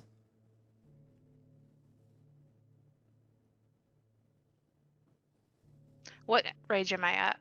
You would be at 1 rage.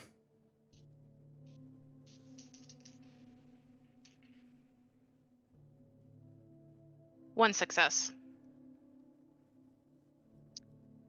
It isn't until they are almost right on top of you, metaphorically speaking, that you notice the silver wolf striding almost directly next to you.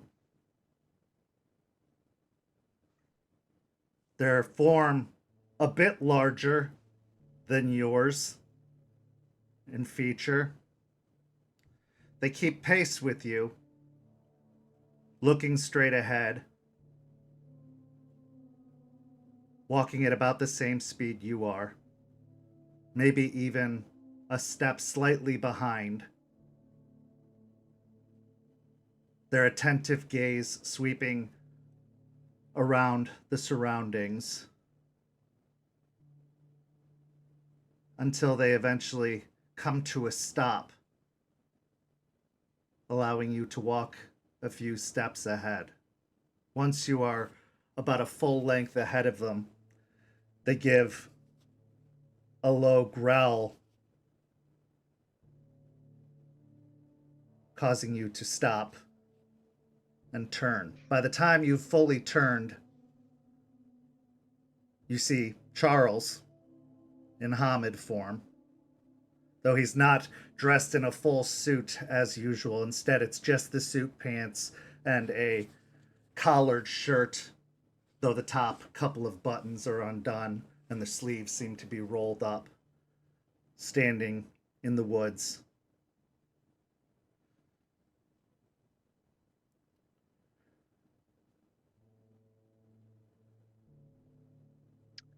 I'll sit, stare at him for a few minutes, give a huff, and then I'll shift back to Hamid.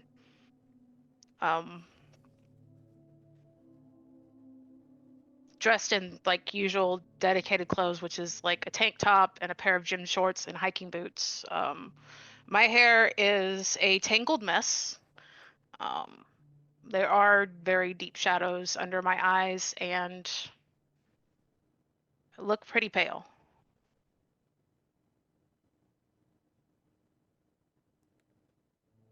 What are you doing? Wandering. For what purpose?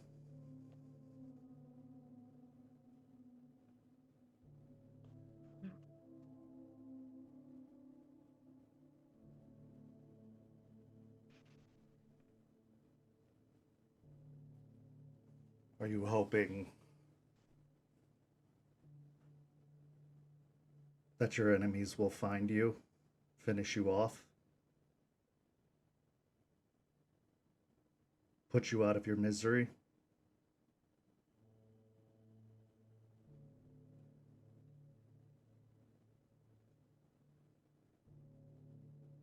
Is that why you came?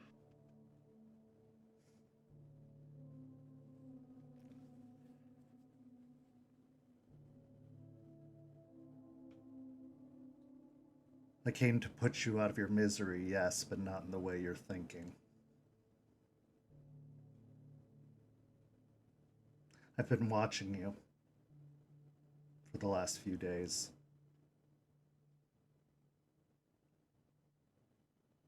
It's sad, really, to see what you've become.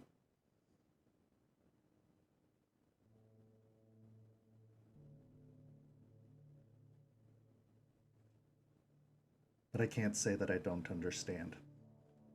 Do you know why I dress like this?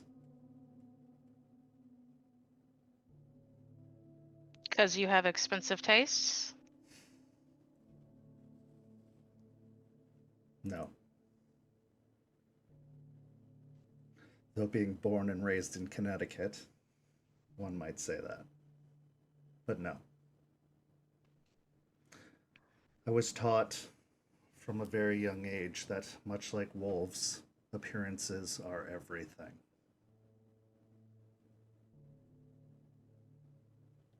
We don't show weakness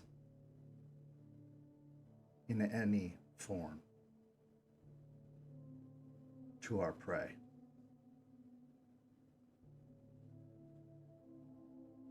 When I look the way I do, people see confidence, yes. They see arrogance, yes.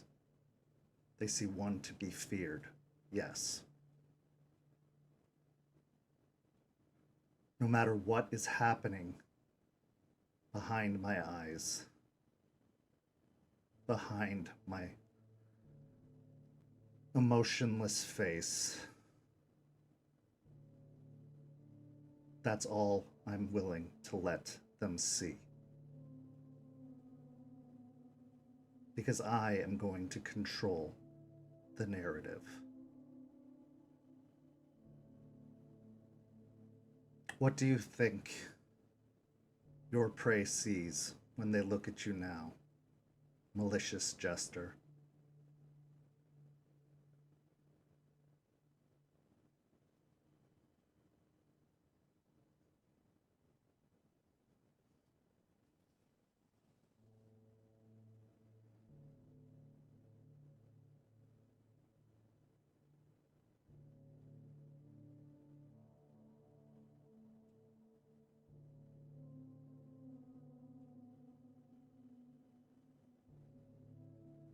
I don't know if I care.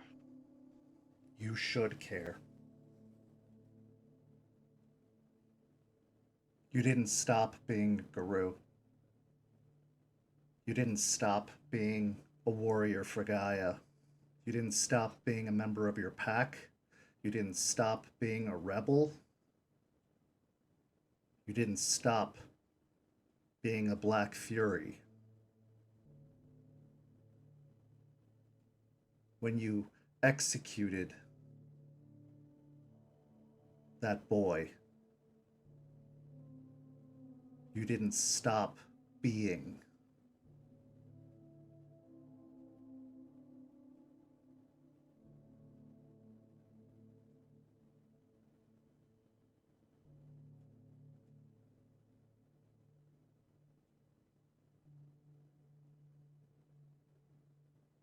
Unless that's what you want.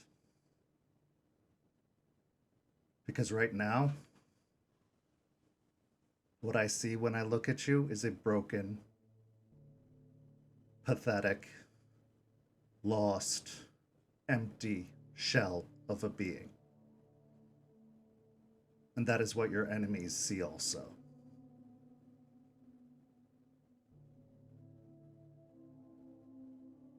That is what your pack sees.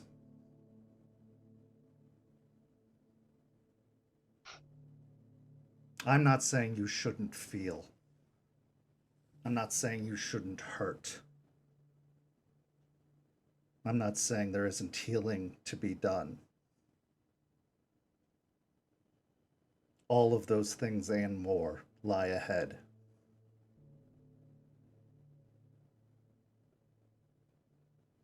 But you, Galliard, I'm tired.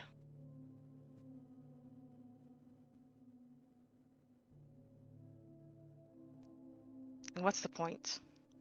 Just gonna die anyways.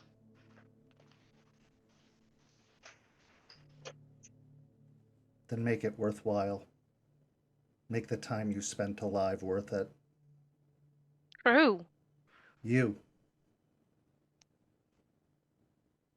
You're the one who told me, what's the point?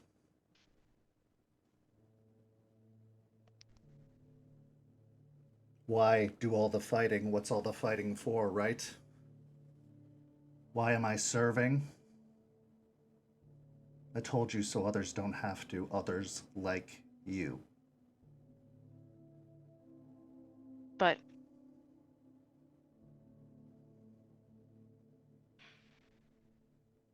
we do. Barely any of us see past our 20s. And many who do end up lost.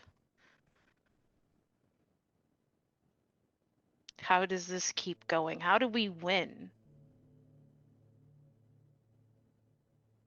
We don't give up. How do we even break even?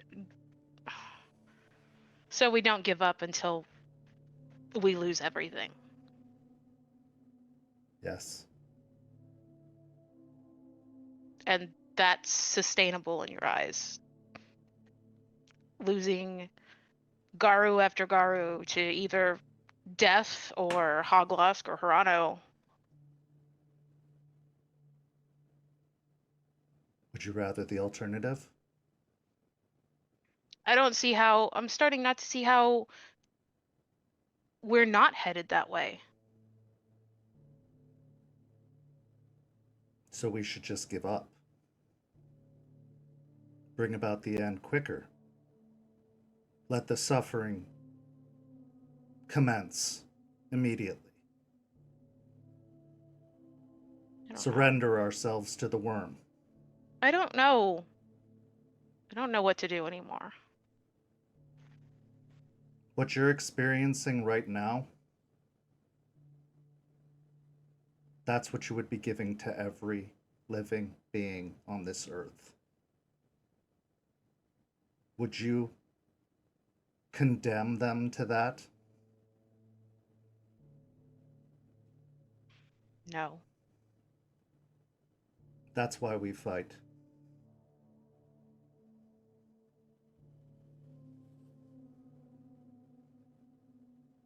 You're right. We pay a terrible price. Our lives are shorter. Our fight is endless. Because Gaia believes we're the ones to fight it. Because there's something about us, something special about us.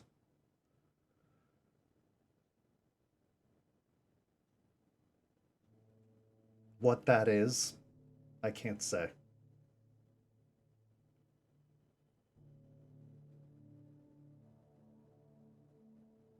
Trust me, there are some that even I wonder why they were chosen to fight this fight. Believe me. Some even within your pack.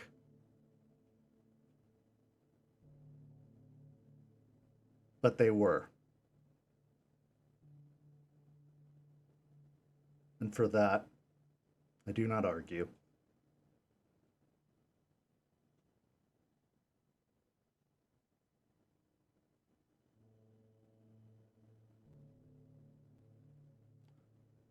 Unfortunately,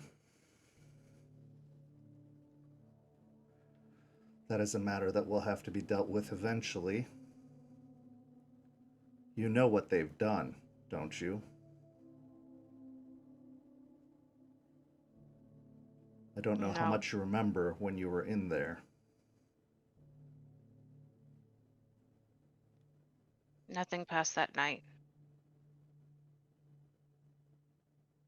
And waking up. The cairn is gone.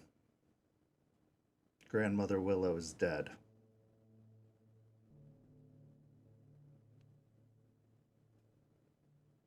That which was is now a spiritual wasteland, and your allies are likely now your enemies across the nation.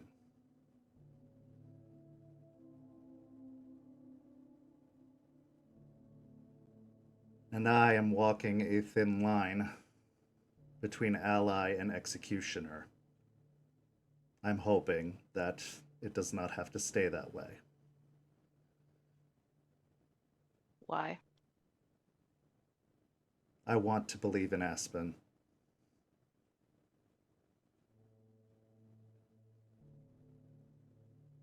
I take it this was the sacrifice. Yes. Shouldn't blame her, it was my idea. Ideas and execution are two different things. I When other didn't see any. alternatives were available, she chose for all of you. Like an alpha should. But was it the What al- right choice? What alternatives? Last time I checked, we didn't have any. There was the offer of the clave which you wield, and the spirit of the car.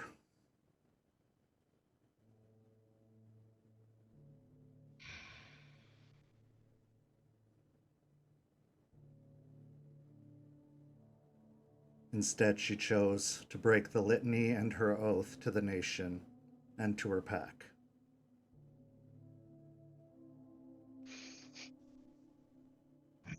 But I still, even after all of that, believe that there is hope for her yet.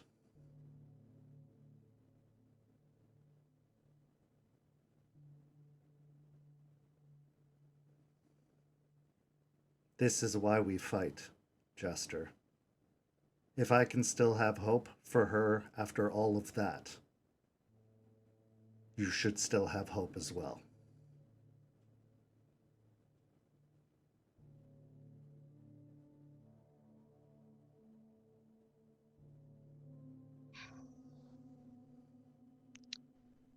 I'm going to push through my grief for a moment. Take a deep breath. How much do you know about Artie? Or any of us, really?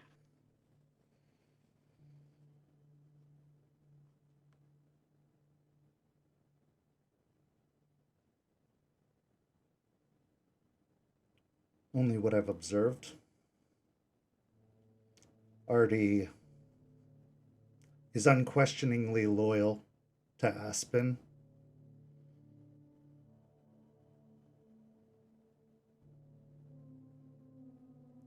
So much so that I would believe he would deny his own very moon.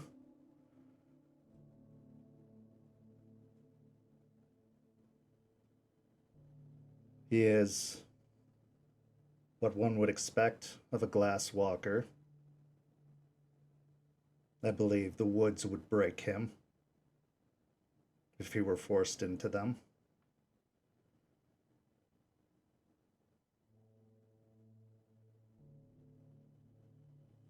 But from what I know of his history, He has endured much independently.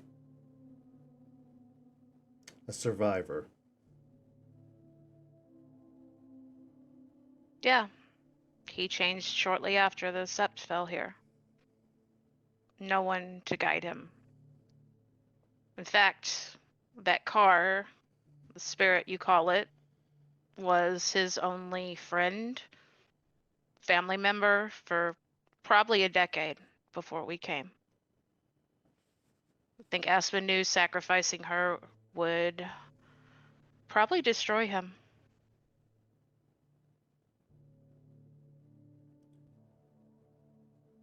But she had And no problem with you sacrificing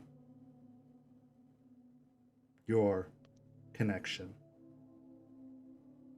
no, I think she had a problem with it, but there wasn't much of a choice, was there? Even you know it. I know it. He would What have was gone the back to choice them. here? One spirit over many. One connection over all of the connections to the nation. But we're not just connections or pieces of a soldiers to switch in and out like toys. Our pack is a family. All of us were orphans in one way. And when we found each other, we're a family. Aspen knows this. She treats us like that. Then you would be there to help him through his grief. Maybe. I mean, And the sword. Then the sword. yeah. Probably a better choice.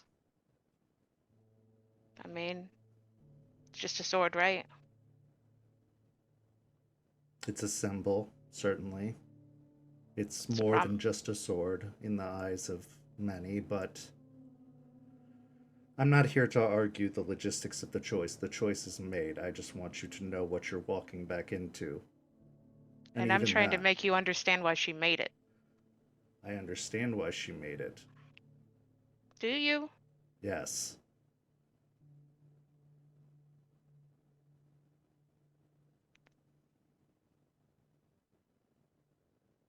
Understanding was never the issue.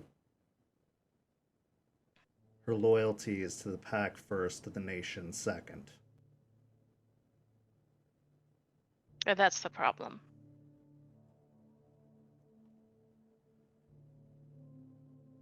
Because Because the nation is also the fight. And if her loyalty is to the pack before the fight, then just like you said, what's the point?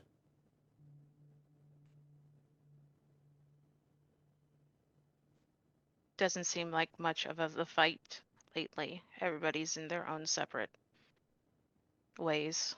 I agree. Even That's what we've been people- working to fix, Jester. That's why I'm here. That's what Matthias is doing. That's why we all came from all over the country to build that cairn. That's why all the favors were called in. That's why reinforcements were coming to help.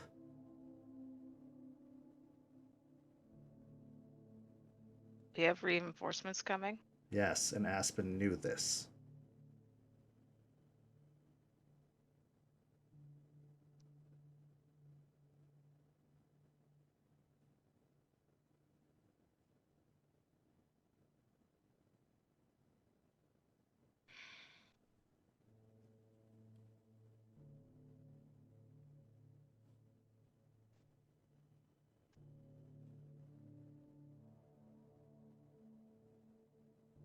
I'm not here to dissuade you from returning to the pack or change your allegiances. I'm here because I was concerned for you. You're concerned. Yes, believe it or not.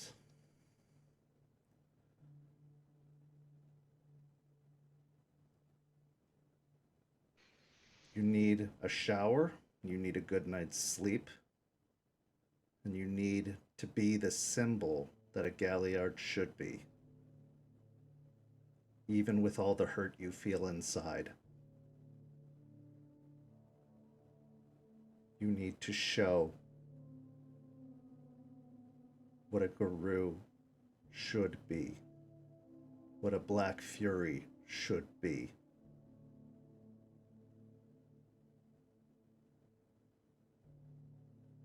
And as for that pain and anger that you're feeling, that hurt that you're feeling,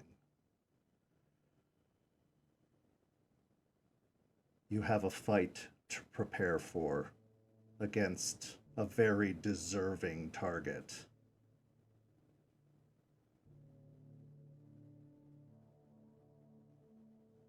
And you still haven't hit me.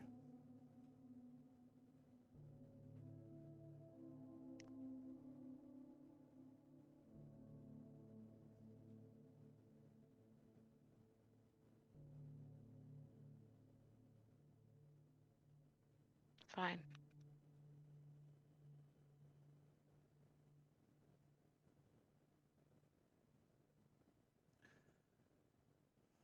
I owe your pack no allegiances until they've earned it.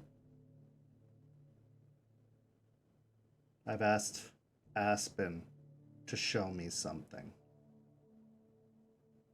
to make me believe what she did was right. And what will that take? I don't know. But you did show me something. You did willingly sacrifice something because it was what was necessary. And you didn't make someone else do it even though I would have. You didn't try to save it even though you could have attempted to. You did what needed to be done. And for that, you have my respect. For that, you have my admiration.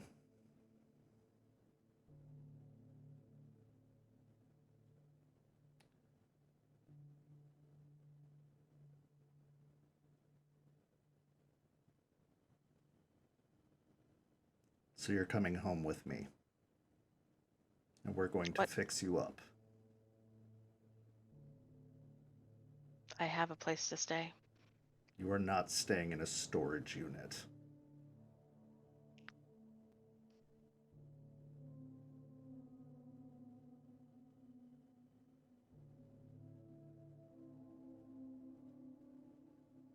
It's been fine these last few weeks. Do I seem worth arguing with anymore?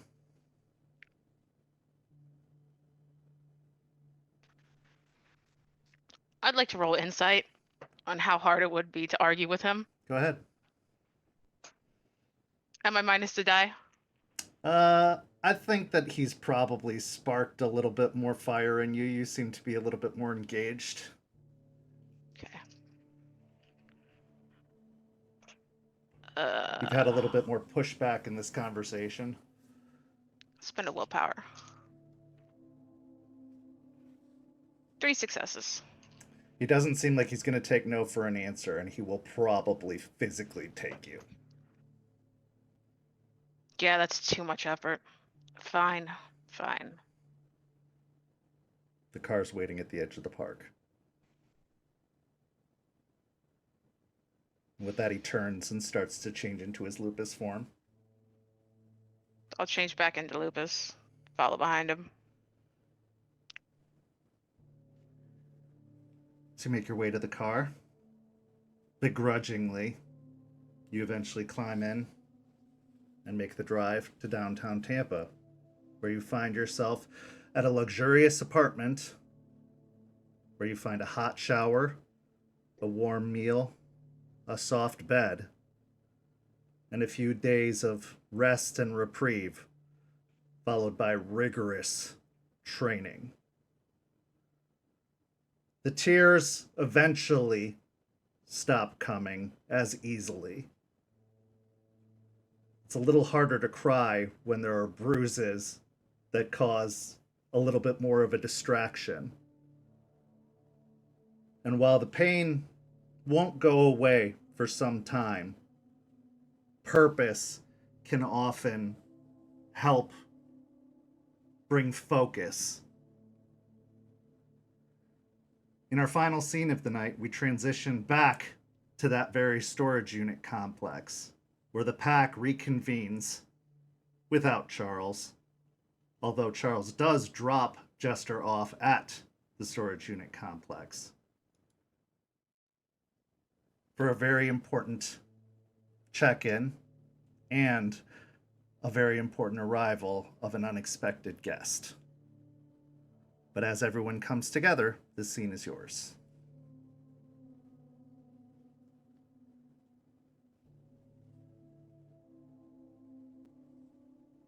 Welcome for another wonderful meeting.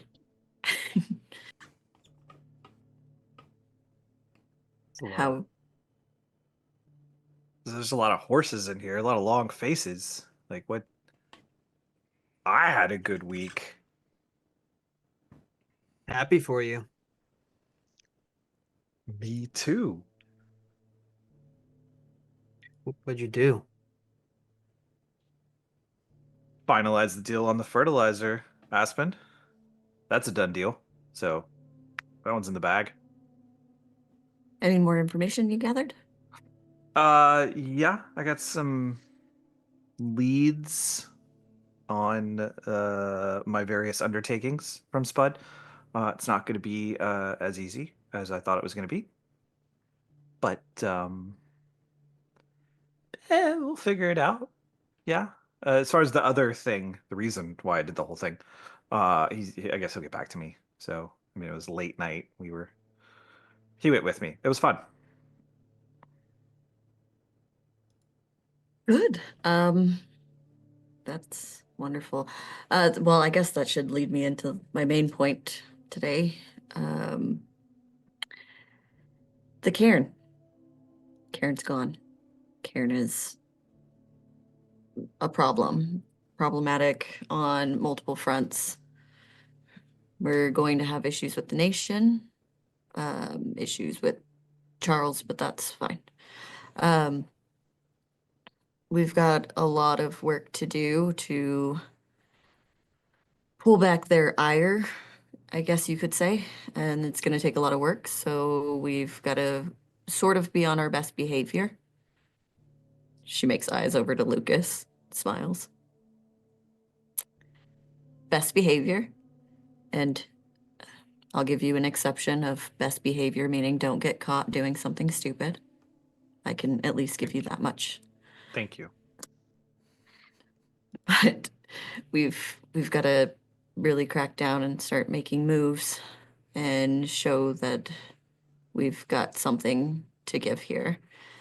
And I know the nation and the politics is not most everyone's here's forte or want or need, but it is a necessary thing for us to thrive here. And that means that we have to play nice and do the best that we can to not ruffle more feathers.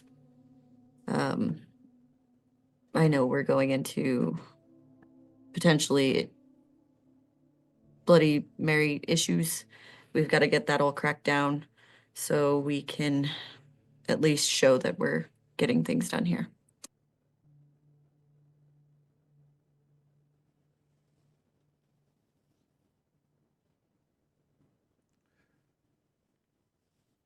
That leads me into potential situations we can do to line that all up.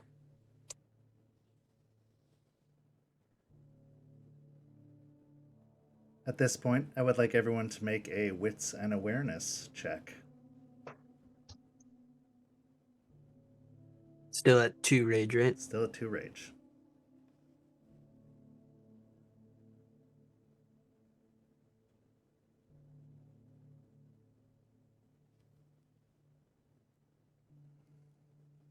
Okay.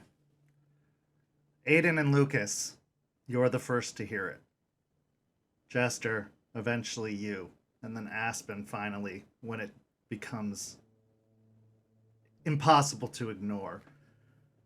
but on the metallic aluminum roofs of the storage units, it sounds like rain at first, as there are little plink, plink, plink, plink, plink, plink, plink, plink, plink, plink, plink, little thuds that eventually start picking up louder and louder until it almost sounds like rain hitting the roofs of the storage units. But you look outside and it's not raining. There's no rain to be heard. It sounds like tiny little beating footfalls. When you look to the rooftops, at the crests of the top of the roofs, little beady red eyes. Hundreds of pairs of little beady red eyes crown the eaves of the roofs. Rats, dozens and dozens of rats, stand sentinel at the tops of the roofs, peering over the edge. They eventually start to slide down the sides of the roofs until they get to the edge of the awning, looking over the sides. They don't squeak, they don't tussle. They all just peer down upon the assembly.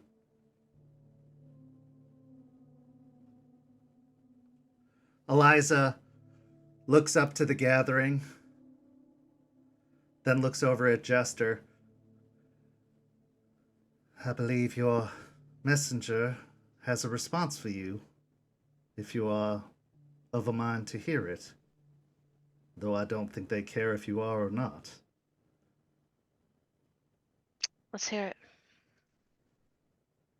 Out of the crowd of rats, possibly the largest rat you've ever seen, comes out of the crowd and climbs down a drain pipe to the ground, moving between your legs to the center of the gathering, to the base of Eliza's feet.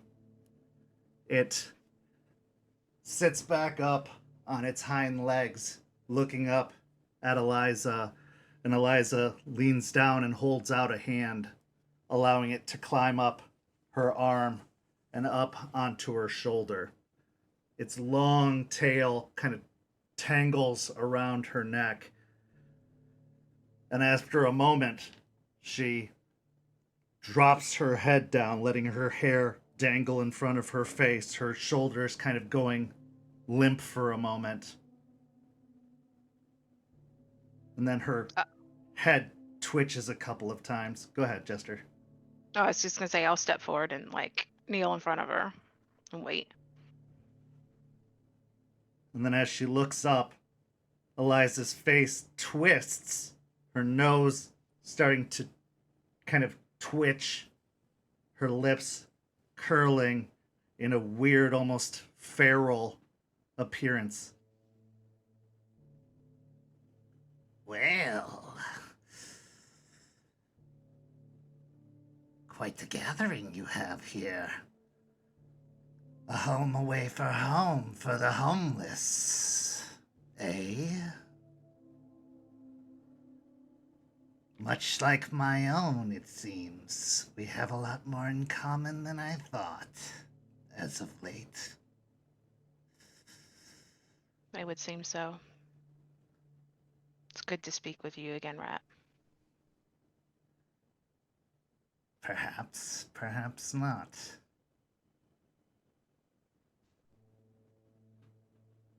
We'll see how good it is once the news is shared, once the deal is done. How was your trip, Jester? Or did you have a fall of sorts? Climbed your way back out? I'm here now.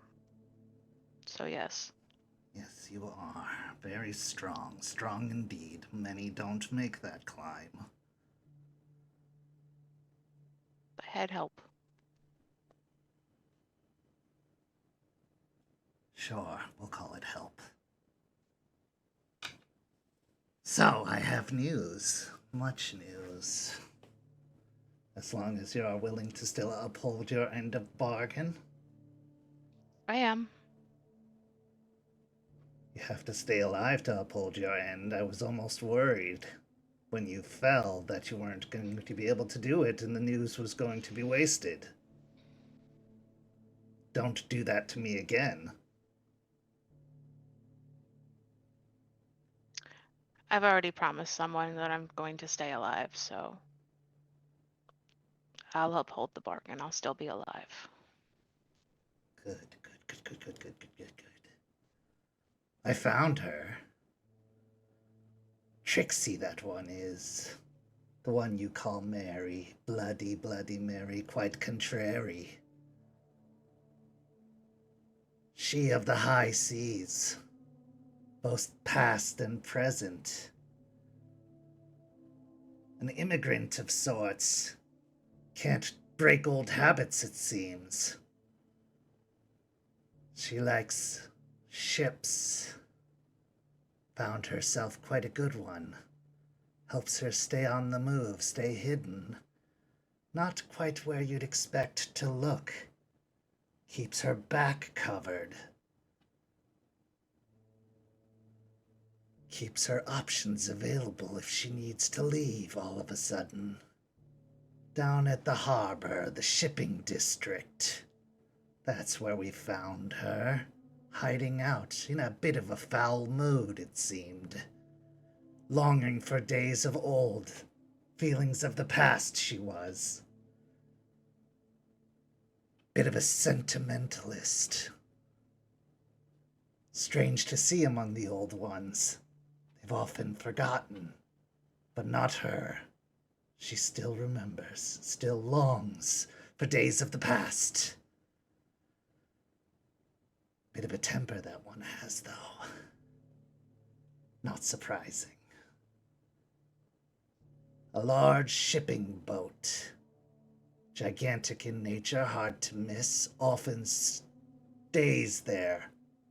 No destination, no place to go. Unusual for a shipping boat, as they often come and go. This one, however, never leaves. But its registry always changes as to avoid suspicion. The normals don't seem to notice. Perhaps they are paid not to care. Find the boat. Find the woman.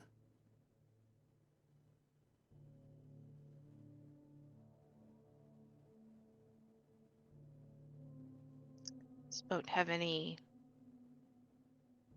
obvious things that stand out that we could find it easily?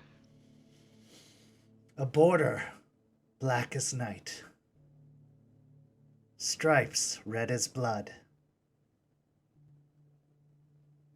A chimney, like a pipe that could emanate coal as dark as ash in the sky, but never blooms. Riggings, tall and unmoored. Yet, men with no jobs that still work, that stand post with no burdens other than to watch, always watching, day and night, acting like they work with no job, carrying boxes with no load.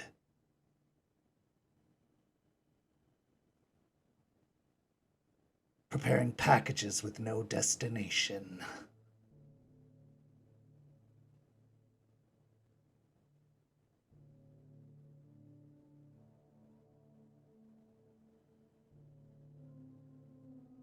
Question, Cairn Killer? How many? How many men?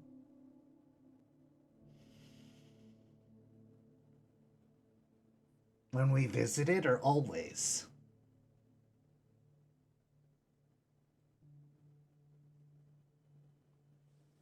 Both.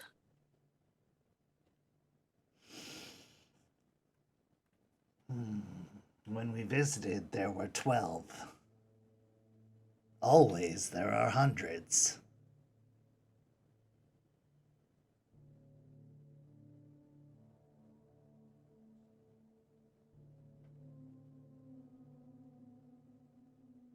Did you visit at night or during the day? Night, of course. Rats go unnoticed in the dark.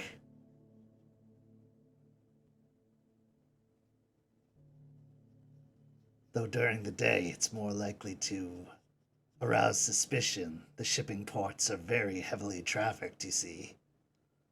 A good cover for one to sleep who wants to be undisturbed.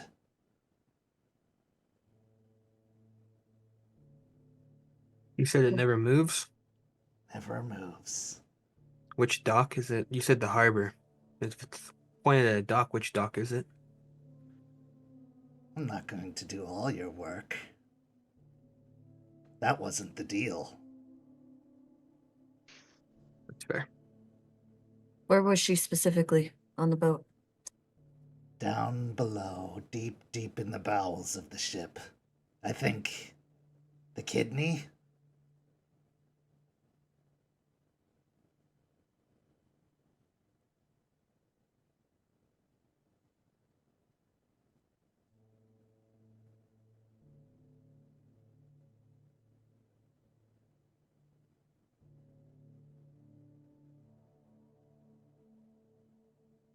Is it mostly made of steel or mostly made of wood? Steel.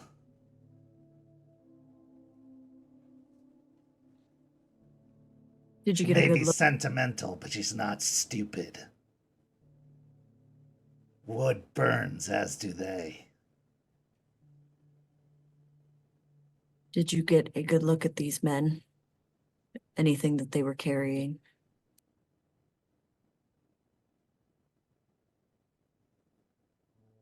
Good enough. Weapons. Many, many weapons.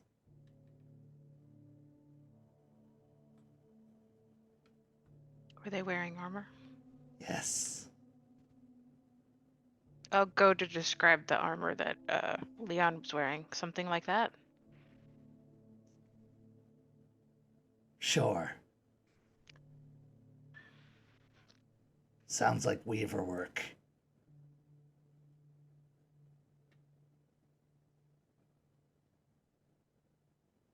Overall foot traffic there at night, other than the people that work there. Patrolmen, sailors. Sometimes ladies of the evening.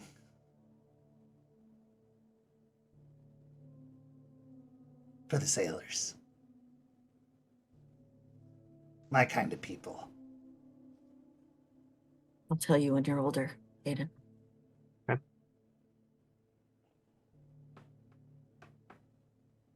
Were there banes?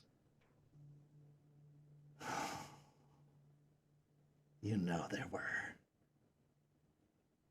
In a place like that, there can't help but be.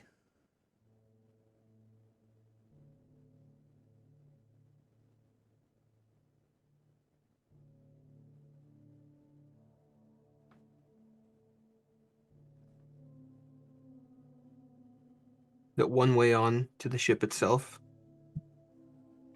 A One single way ramp. on, but many ways off.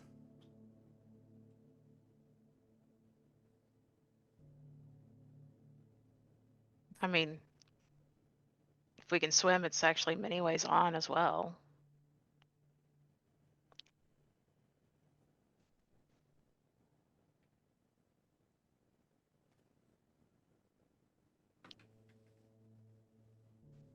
Were they using cranes to take stuff on and off the ship? Those big ones down by the water? They have them, yes. Okay.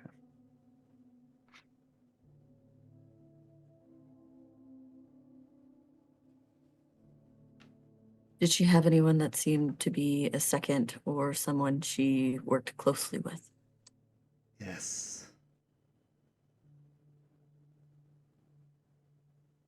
Can you describe them? Large. Larger than her. Broad. Wide. Though they did not speak, only listened. Might be account to the lack of a tongue.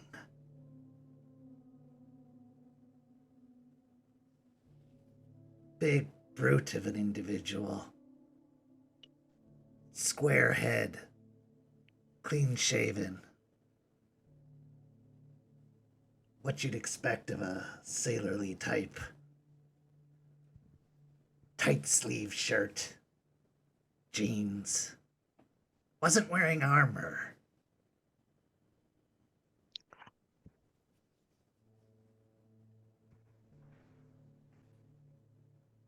Did she leave at any point? Not when we were there. Did he leave? Yes.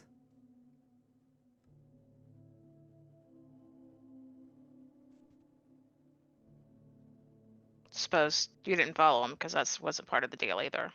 You looked for her, not him. It's fair.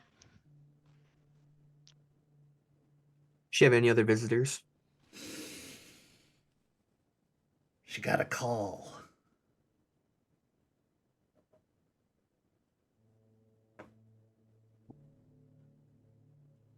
Said that an asset was dead.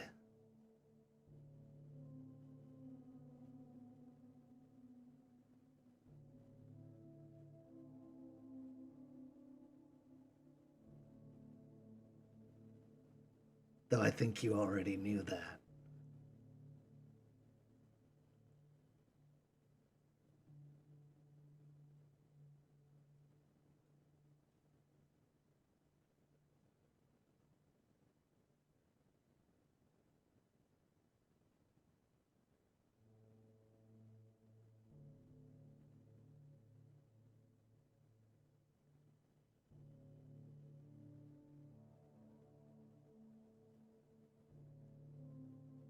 Fortifications and weak spots on the boat that you know of, if you've seen. Well, the pipes were easy enough to crawl, but I think you're too big for that. The water is perfectly fine for swimming up through. But again, we're small, we go unnoticed. Wasn't too hard for us to get aboard, even though there were many of us. But they're not looking for rats. The deck itself, getting aboard direct, it's not likely easy. The smokestack could be a way in, if you were to get up from up high. Few of us got in that way. However, if they were to light that furnace, for one reason or another, that could spell trouble for your type. We know you burn just as good as they do.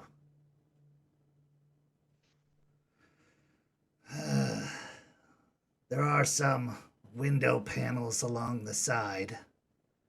If you were to force them open, you could potentially get inside, but you would have to be very strong to do so. They're thick, meant for open waters. A lot of pressure. There was a single rusted panel near the far end of the boat, out near the water. A little bit of upkeep, some growth along the side that needs cleaning off. Problem when you don't move the boat very often. It's under the water. Could spring a leak if it were pried open. If you're looking to do things slow.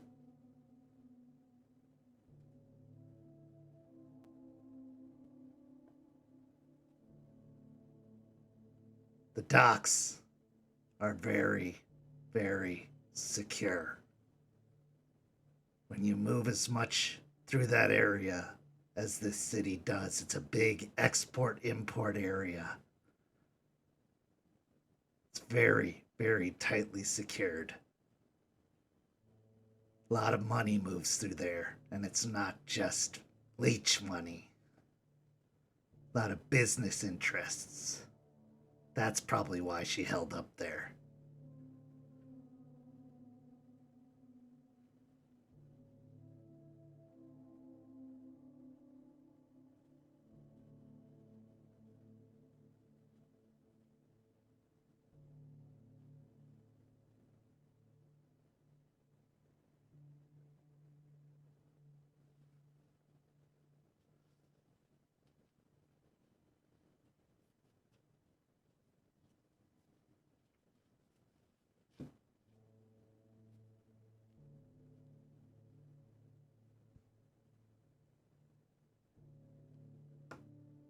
I think I got Thank about you. as much as I need.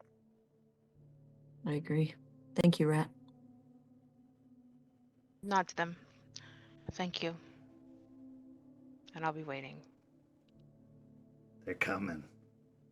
Though I'm not sure they're going to be friends of yours when they get here, after what you've done. But you're still going to owe them. I understand. With that, Eliza shudders a little bit and her head drops. The rat that had kind of slumped on her shoulder perks back up, sitting back up on its hind legs as Eliza slowly stirs. The rat climbs down her arm, hops down onto the ground, stands back up on its hind legs and looks at all of you before scurrying between your legs over to the drain pipe and up to the roof where it joins all of the dozens of other rats up on the roofs. As it squeaks and moves up to the rooftop, the others, all like the pittering of rain again, run up the roofs over the eave and disappear to the other side, leaving you all alone as silence takes hold and the footsteps fade into the distance. Eliza shudders once more, blinking a couple of times. Well, that's quite a help her. disturbing feeling. I'll help her up. I take it you got what you needed? We did. Thanks.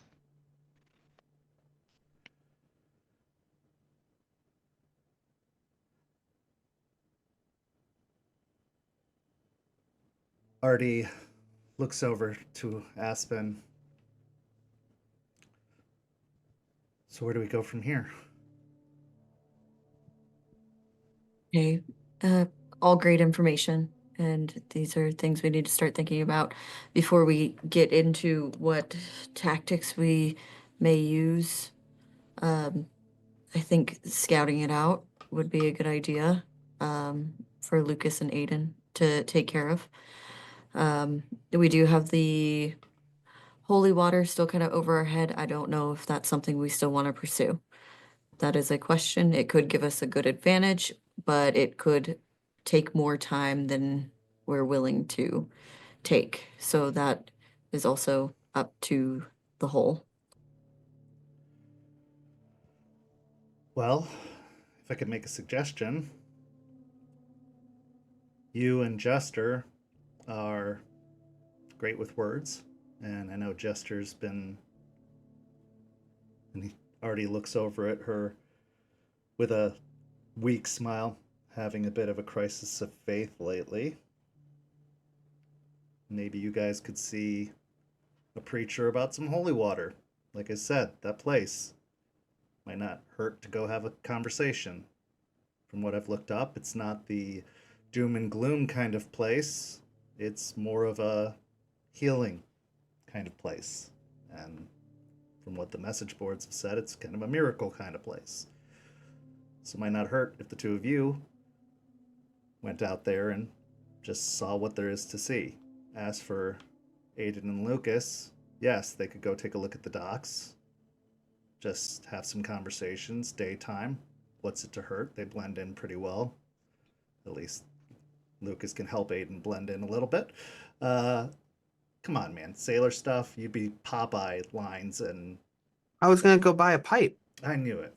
Um, as for me, I think I can do some research into the docks, see what the police response time is, see what the security situation is, just a lot of the technical end of things to see how it looks from that end. I don't know what the spiritual side of things is, but when he looks at Eliza, she could look, but I'm not sure if that's even something we are remotely able to do anything about or prepared for. But it's maybe something we don't even have to worry about if we move quick. Well, we have the aura shades too. Like we can at least look and see. I mean, not be able to identify what it is, but we can at least see what's going on. I What do you think that's think? I think that's a great idea. I think Lucas, you could take the aura shades just to kind of see what's happening on that side. Go scout. Um, look at some of the things that Rat pointed out. If you can get close enough to at least see some things and see what we're looking at, that'd be great. Um, yeah, Artie, as much as you could possibly find, and potential ways that we could skirt around all of the security, because it sounds like there's a lot. And how we can go about that. And then Jester and I, we can go talk to some priests.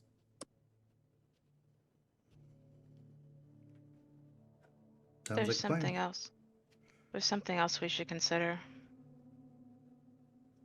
for after. Every time we've hit them, they've hit us back pretty quickly. We need to make sure they don't they don't know of a place where those we want protected are. I agree. It was a conversation I had a little bit with Aiden about Eliza. She looks over at Eliza. I appreciate your abilities, but I'd like to keep you as protected and secure as possible for you to do what you're good at. I understand. That being the case, we can't stay here much longer. This was once a can belonging to the old sept, and it was a can that they destroyed once time was. Now, luckily, time has been that they have gone unnoticed, but if they decide to get the England to go looking, if they see that the old can or the can is abandoned, they get wind of that, they will start looking at the old places. They will start if they kept record of it at all, and leeches have long memories, they will start sniffing around places that once were in possession. So we can't stay here much longer. We're going to have to relocate soon.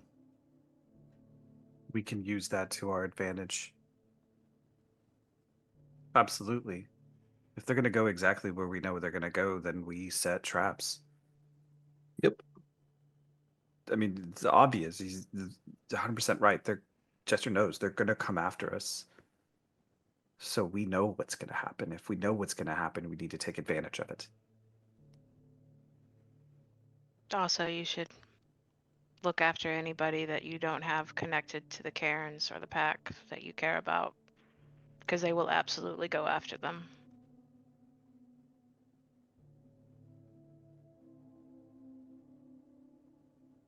We could move from here to the future Cairn, but is that something that we think is doable within this time frame? And if they go looking for us there, if they get any inkling that we're there, what are the potentials with that? The place is defensible, but the natural defenses aren't going to be able to hold if they're actually looking. It has a lot of trees in the river, but if they want to find it, they can. We don't have enough established there yet to actually defend it. Also, my concern is if they discover that place before it's ready, it will lose all of its. Not that it will lose its power, but we will lose any advantage it has in the future as well. one of the advantages it does have is no one knows about it. It has never been revealed in quite some time, ever since before the leeches came here. For it to be revealed now, that is a great loss of advantage. Well, now that the Fenris, we assume, is gone, that's what we've been told, is there any way we could get our RVs there, at least for the moment, while all of this is going down, so we have somewhere to put our They stuff? know, they know If that we're there. I don't mean us stay there, just for Hmm. the storage unit to be cleaned out with nothing here for them to potentially destroy.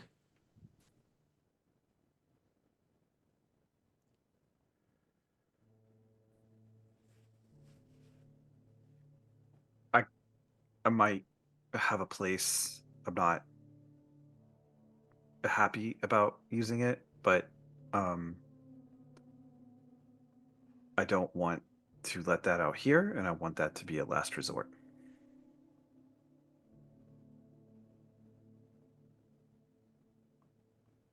Okay.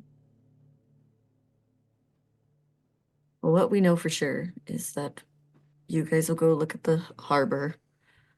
Artie will do his research and we will go talk to a priest. And as we get more information, we can plan better and plan ahead a little bit more. If Lucas and I are out there and we have the opportunity to get further information, you all right if we go through with something like that? I would say that would be a last possible resort, because if I don't want there to be any potentials that we know, that they know that we are on to them, if you will. And somebody going missing, punch, grabbing, that's going to tip something off that something's fishy, and that could potentially be a problem. I'd prefer you didn't, but if you think that there's a way to do it without tipping them off, then I'm not going to say no, but I'd really prefer if you did not. Well, Lucas has a thing where you stab someone and they think they're with Santa Claus or something like that. So could we do something like that? What? So he has a thing that's in the tube, and you stab someone with it, and they start thinking of different things. If we use one to make them talk about stuff, but then we just leave them there when it's done, and then they go back and. Am I making any sense? Are you talking about drugging them? I don't know. It was in a tube, and I was told to stab a dude. Yes, it's drugs. It's drugs. Okay. And we drug somebody. It's drugs. It's Oh, natural. so when Lucas does it, it's fine, but when I do it, it's a problem. Well, nobody was supposed to know about that, Aiden. You didn't tell me it was drugs. Anyways, if you drug somebody, they're probably going to know they got drugged. If they don't, they're going to know something weird happened. They may not know exactly what happened, but they are going to know, which is fishy. And if somebody like Bloody Mary finds out, they're going to be on high alert and high guard. And that's something we really don't want. And no, don't do drugs and don't give other people drugs. But that's a conversation for a different time. My bad. It's more of a hallucinogenic. Specifically, that's not important though.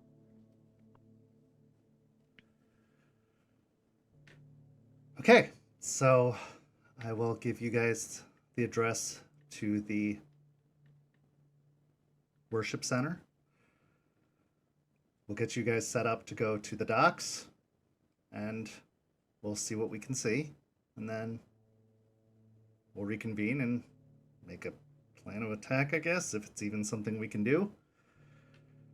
Maybe we can get this done nice and easy, hopefully. I mean, it's not going to be easy, but maybe we can get it done, and then that would be a win for us, for sure. I like it. Go team. Go team. With a plan ahead, thoughts in mind, and morale uneasy to say the least, this is where our story comes to a close. But of course, not without one final scene. Off in the woods, a large rat moves into a field, a clearing from the trees. This large rat pauses in the field, perching up on its hind legs. It looks to a tree and waits. From the sky, a glimmering light falls and falls and falls until it's caught in one of the branches of the tree. It rolls along the branch of the tree and then drops into a vine that hangs down from the tree and starts swinging. Hi, rat. Thanks for coming. Star. I know that was hard for you. I know you didn't want to do it, but I really appreciate it. Well, she made a deal. What else was I supposed to do? Well, things are getting a little complicated. And they're figuring it out. They haven't had a lot of help. We're doing the best we can. And we need all the allies we can get. Tell your people to be nice when they get here. No promises. We've had it rough. You know my type. We get the shit end of the stick most of the time. Ooh, you said a bad word. Sorry.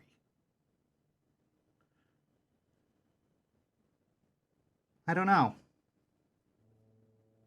It's kind of an interesting story to be told. There's two ways that this ends. One way, it's a big happy family. Another way,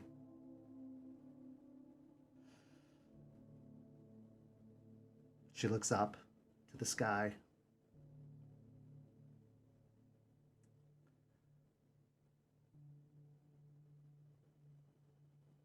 Maybe they spend more time looking up.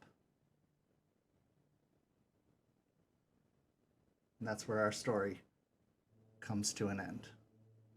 Thank you so much to these incredible players. Thank you to everybody watching at home.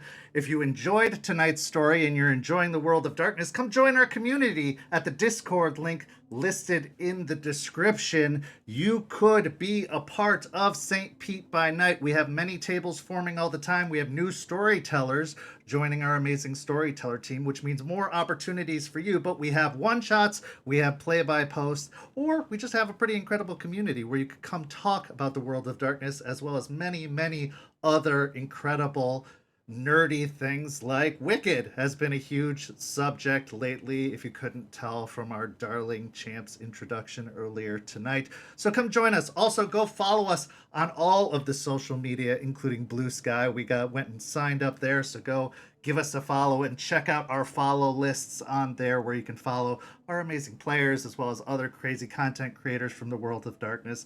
Just go follow us on all the things. Thank you so much for watching. We'll be back here next week on Tuesday at 10 p.m. Eastern. And we'll see you next time. Have a good evening, everyone. Good night.